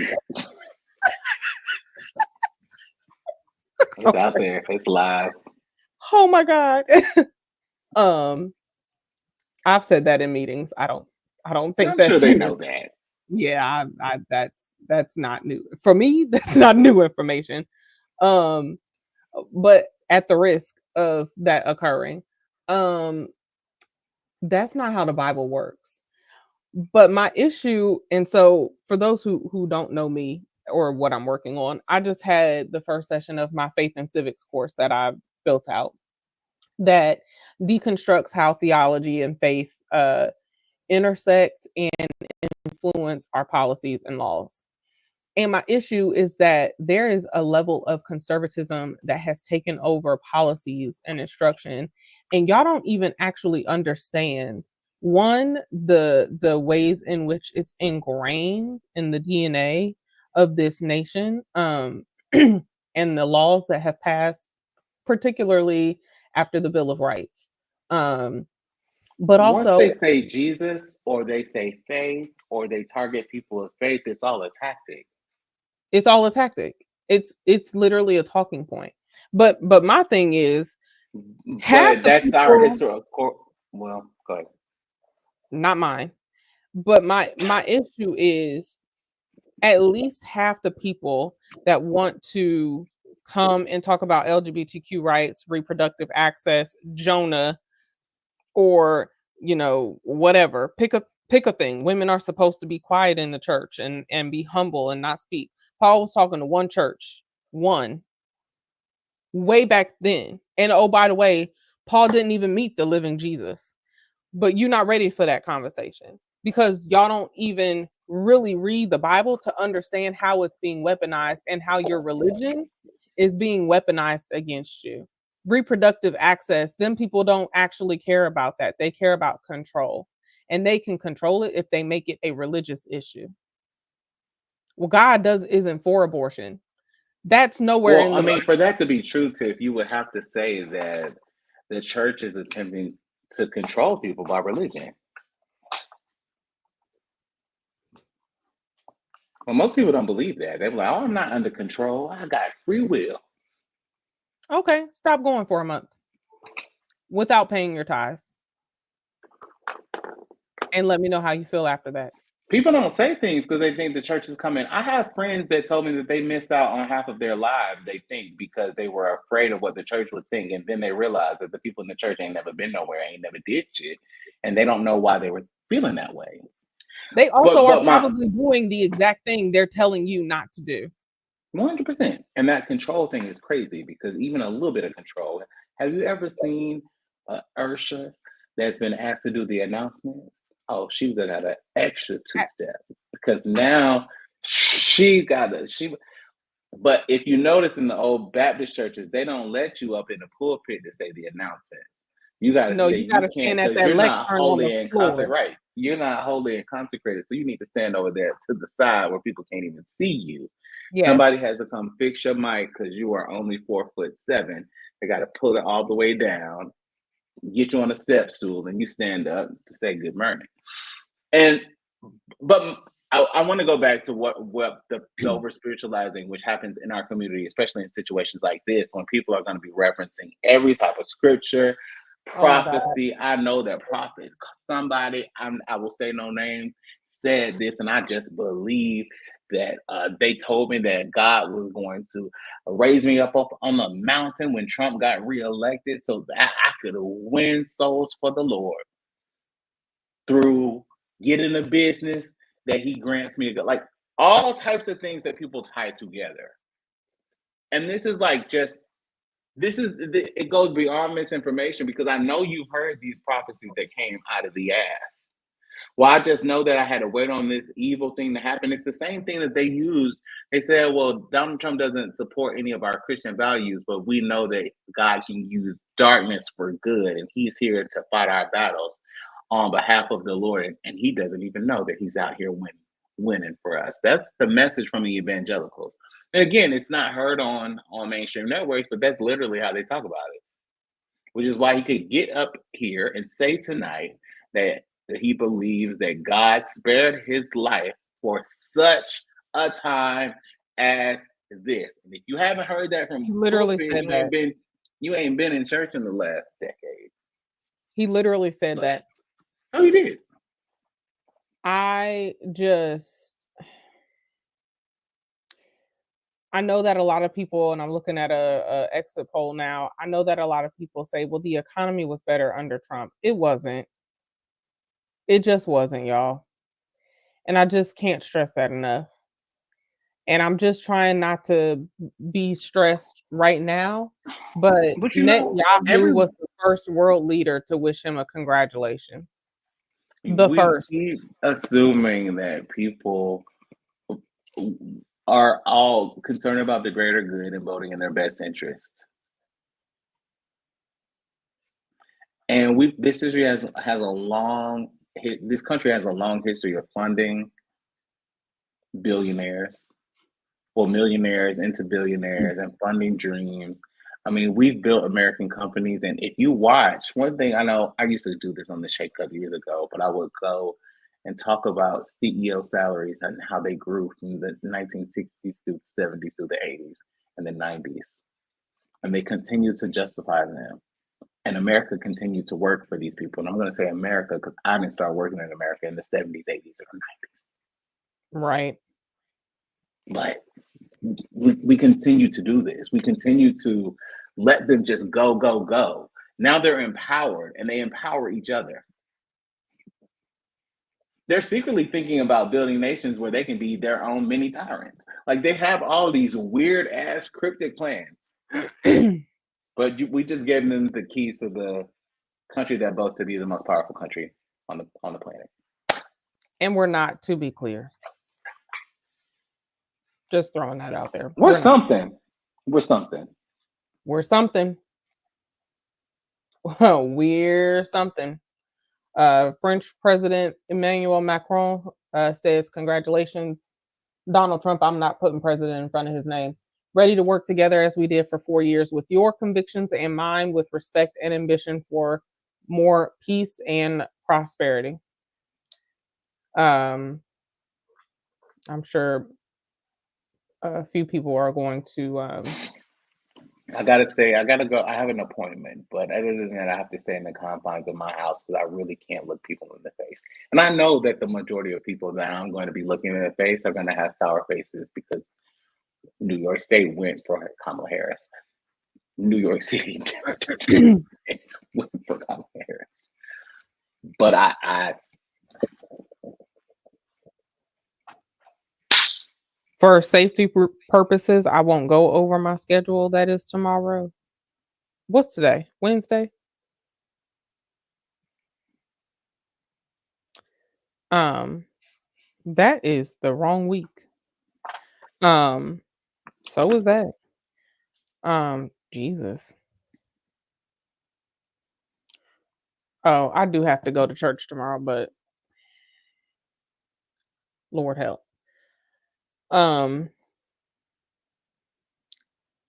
Yeah, it looks like abortion rights are taking hits tonight. Nevada did okay their abortion rights measure, but it won't go into effect until 2026.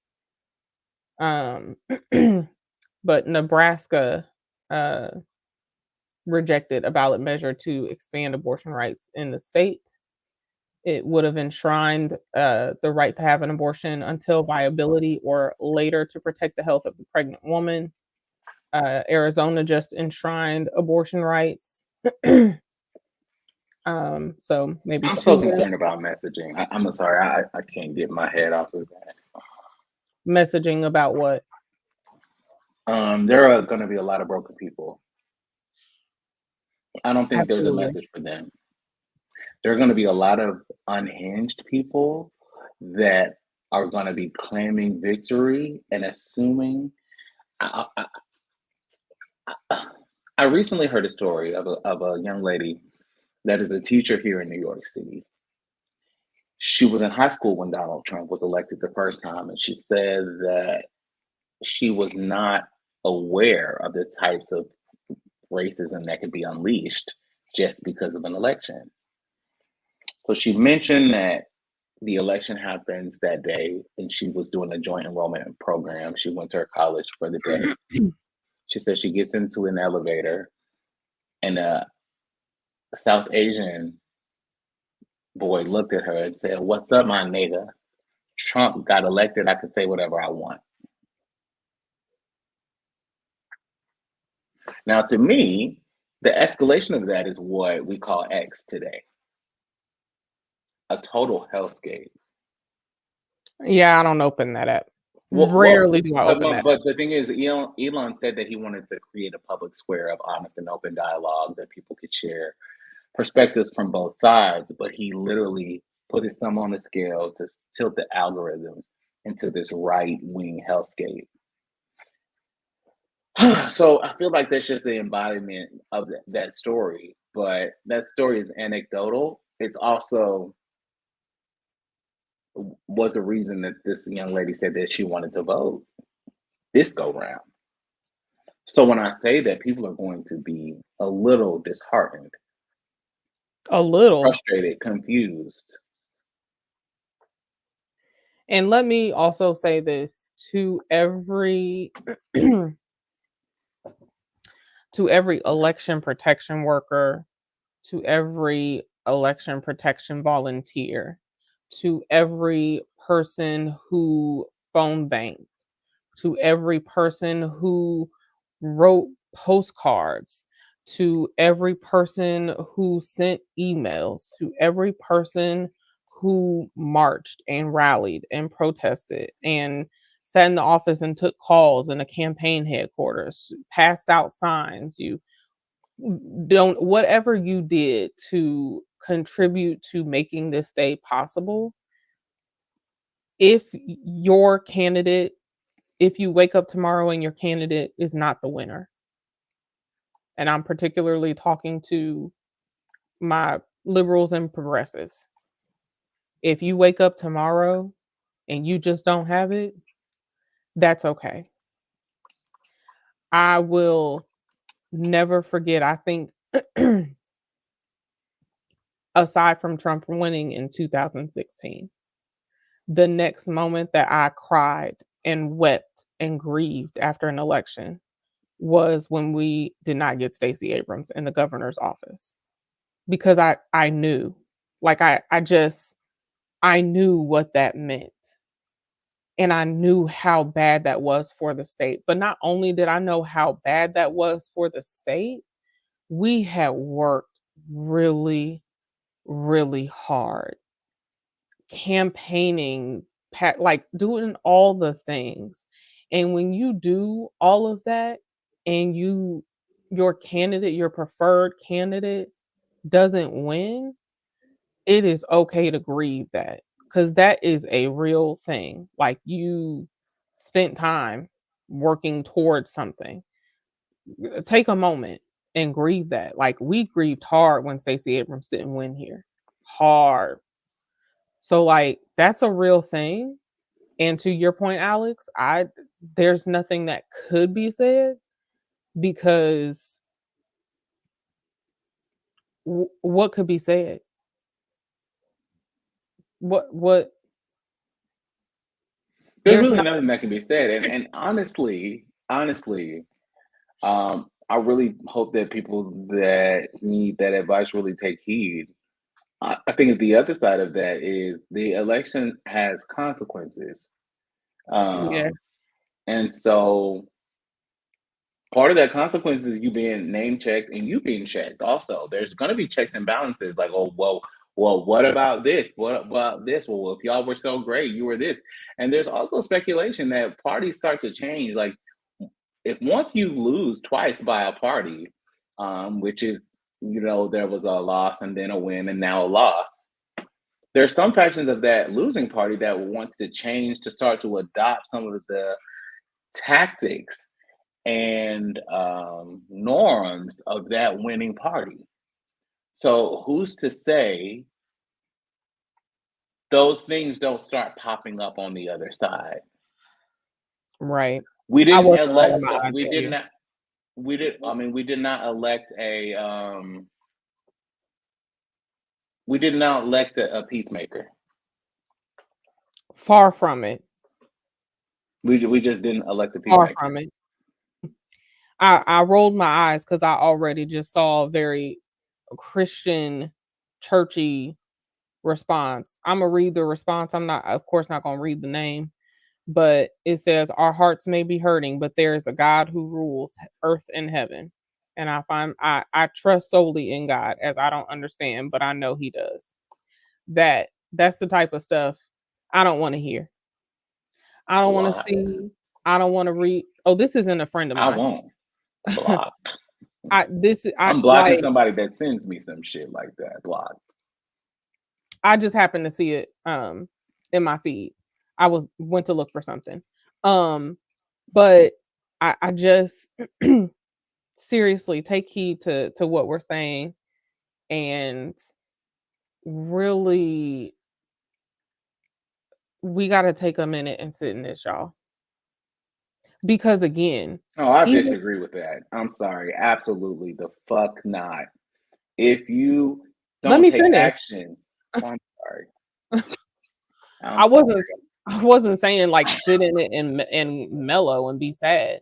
What I'm saying is even if you like got triggered.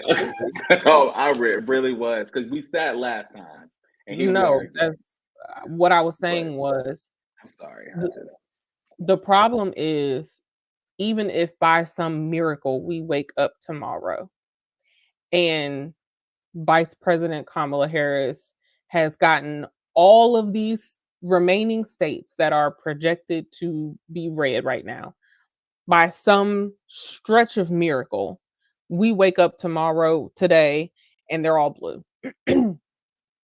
We still need to deal with the fact that almost 70 million people thought that Donald J. Trump would make a better leader for this nation.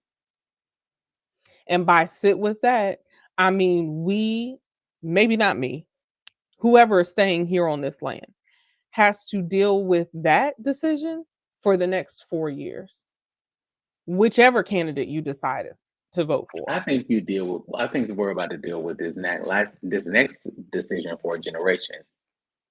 Minimum. So, Minimum. but deal with it. What is it like when you say deal with it?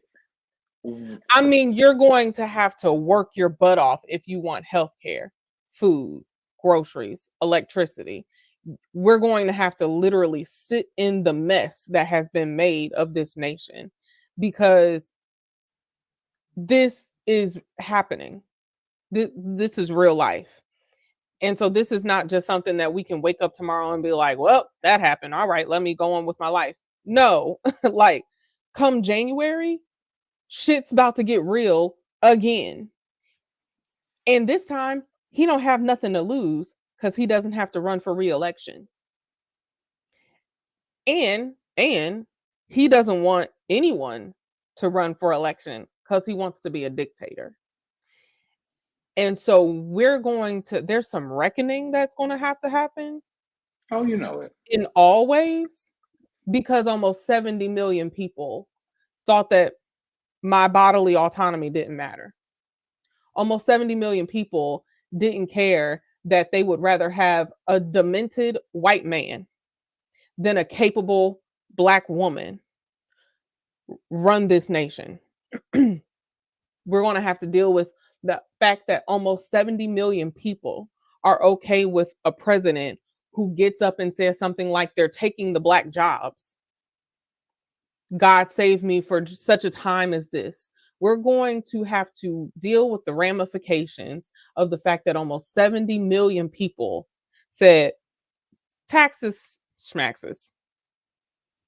It's fine. I don't need insulin costs to be cut for my grandmother who's on Medicaid. It's okay. I'm good. I don't need the federal subsidies that my state got so that I have a good healthcare marketplace. Because that's how that works. That's how that works. It's not, it all works together and we just can't stress that enough. It was the Biden administration who gave federal subsidies to cover the cost of having healthcare marketplace. And as long as your state met certain standards to expand Medicaid, offer certain options in the healthcare marketplace, then your state got federal subsidies. Swing states, maybe not some of you, including Georgia. Our governor didn't do it. So like there is a reckoning, there are ramifications, there are impacts that are going to hit our day to day, and not just because we might have this orange man as the president again, but also because the Senate and the House now also have a majority. We just killed progress today. And to be clear, we No, weren't baby. really doing that well to begin No, with. baby.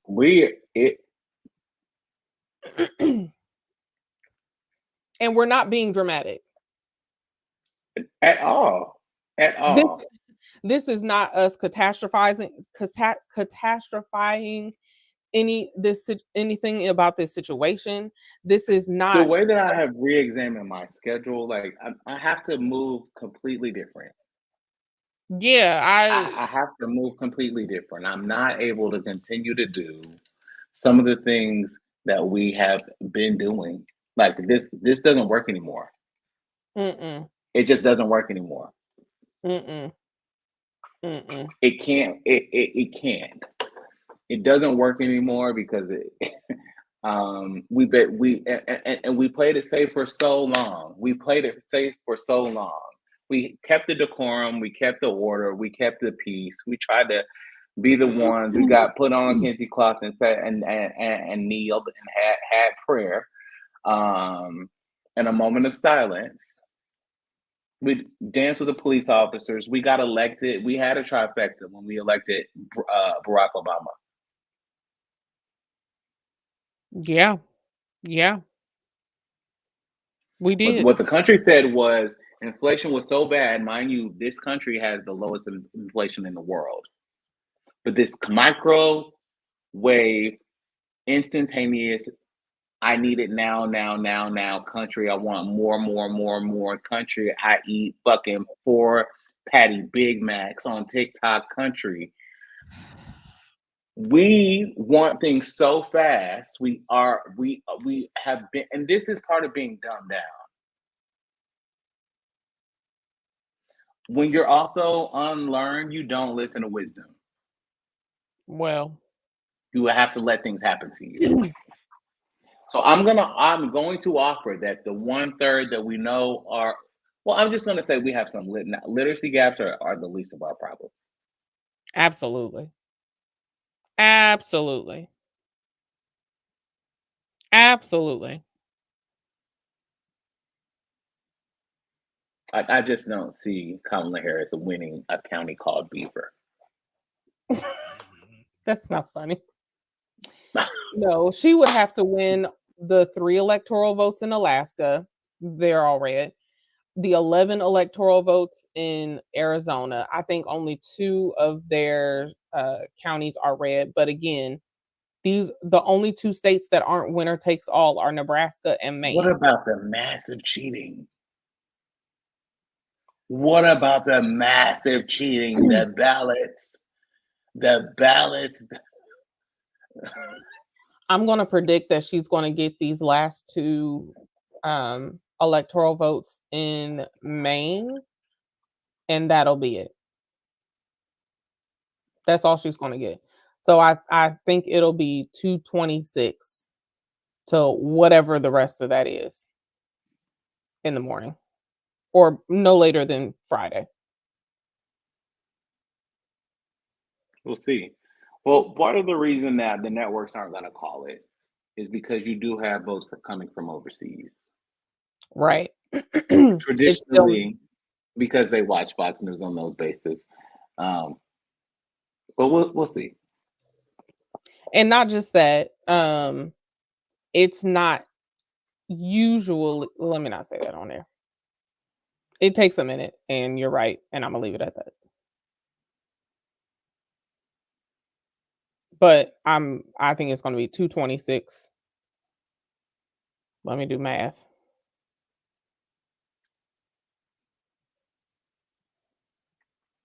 Whatever the number is. I don't know I didn't touch something, and I don't know how to work this calculator on my phone or get it back to this simple. I know that 4 a.m. is another trigger that I had from 2016. And I'm going to say that we have done y'all justice. Our reporting will continue when I know that I'm not going to be able to get more than 4 hours. because I just won't be able to do it.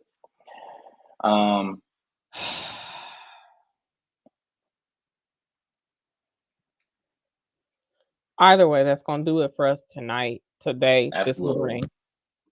morning. Y'all take care of yourselves, please. Please do. As always, our coverage continues at blackalerts.com. Also for Noir Plus News on Noir Plus, Channel 2. We'll continue with the latest results from this election. You can always find that information on our website, as well as our coverage of election 2024 tomorrow. With that, I bid you adieu. Tiffany Lanelle, have a great morning. Alex, unmuted you as well. Bless you, sister. Same. That's it.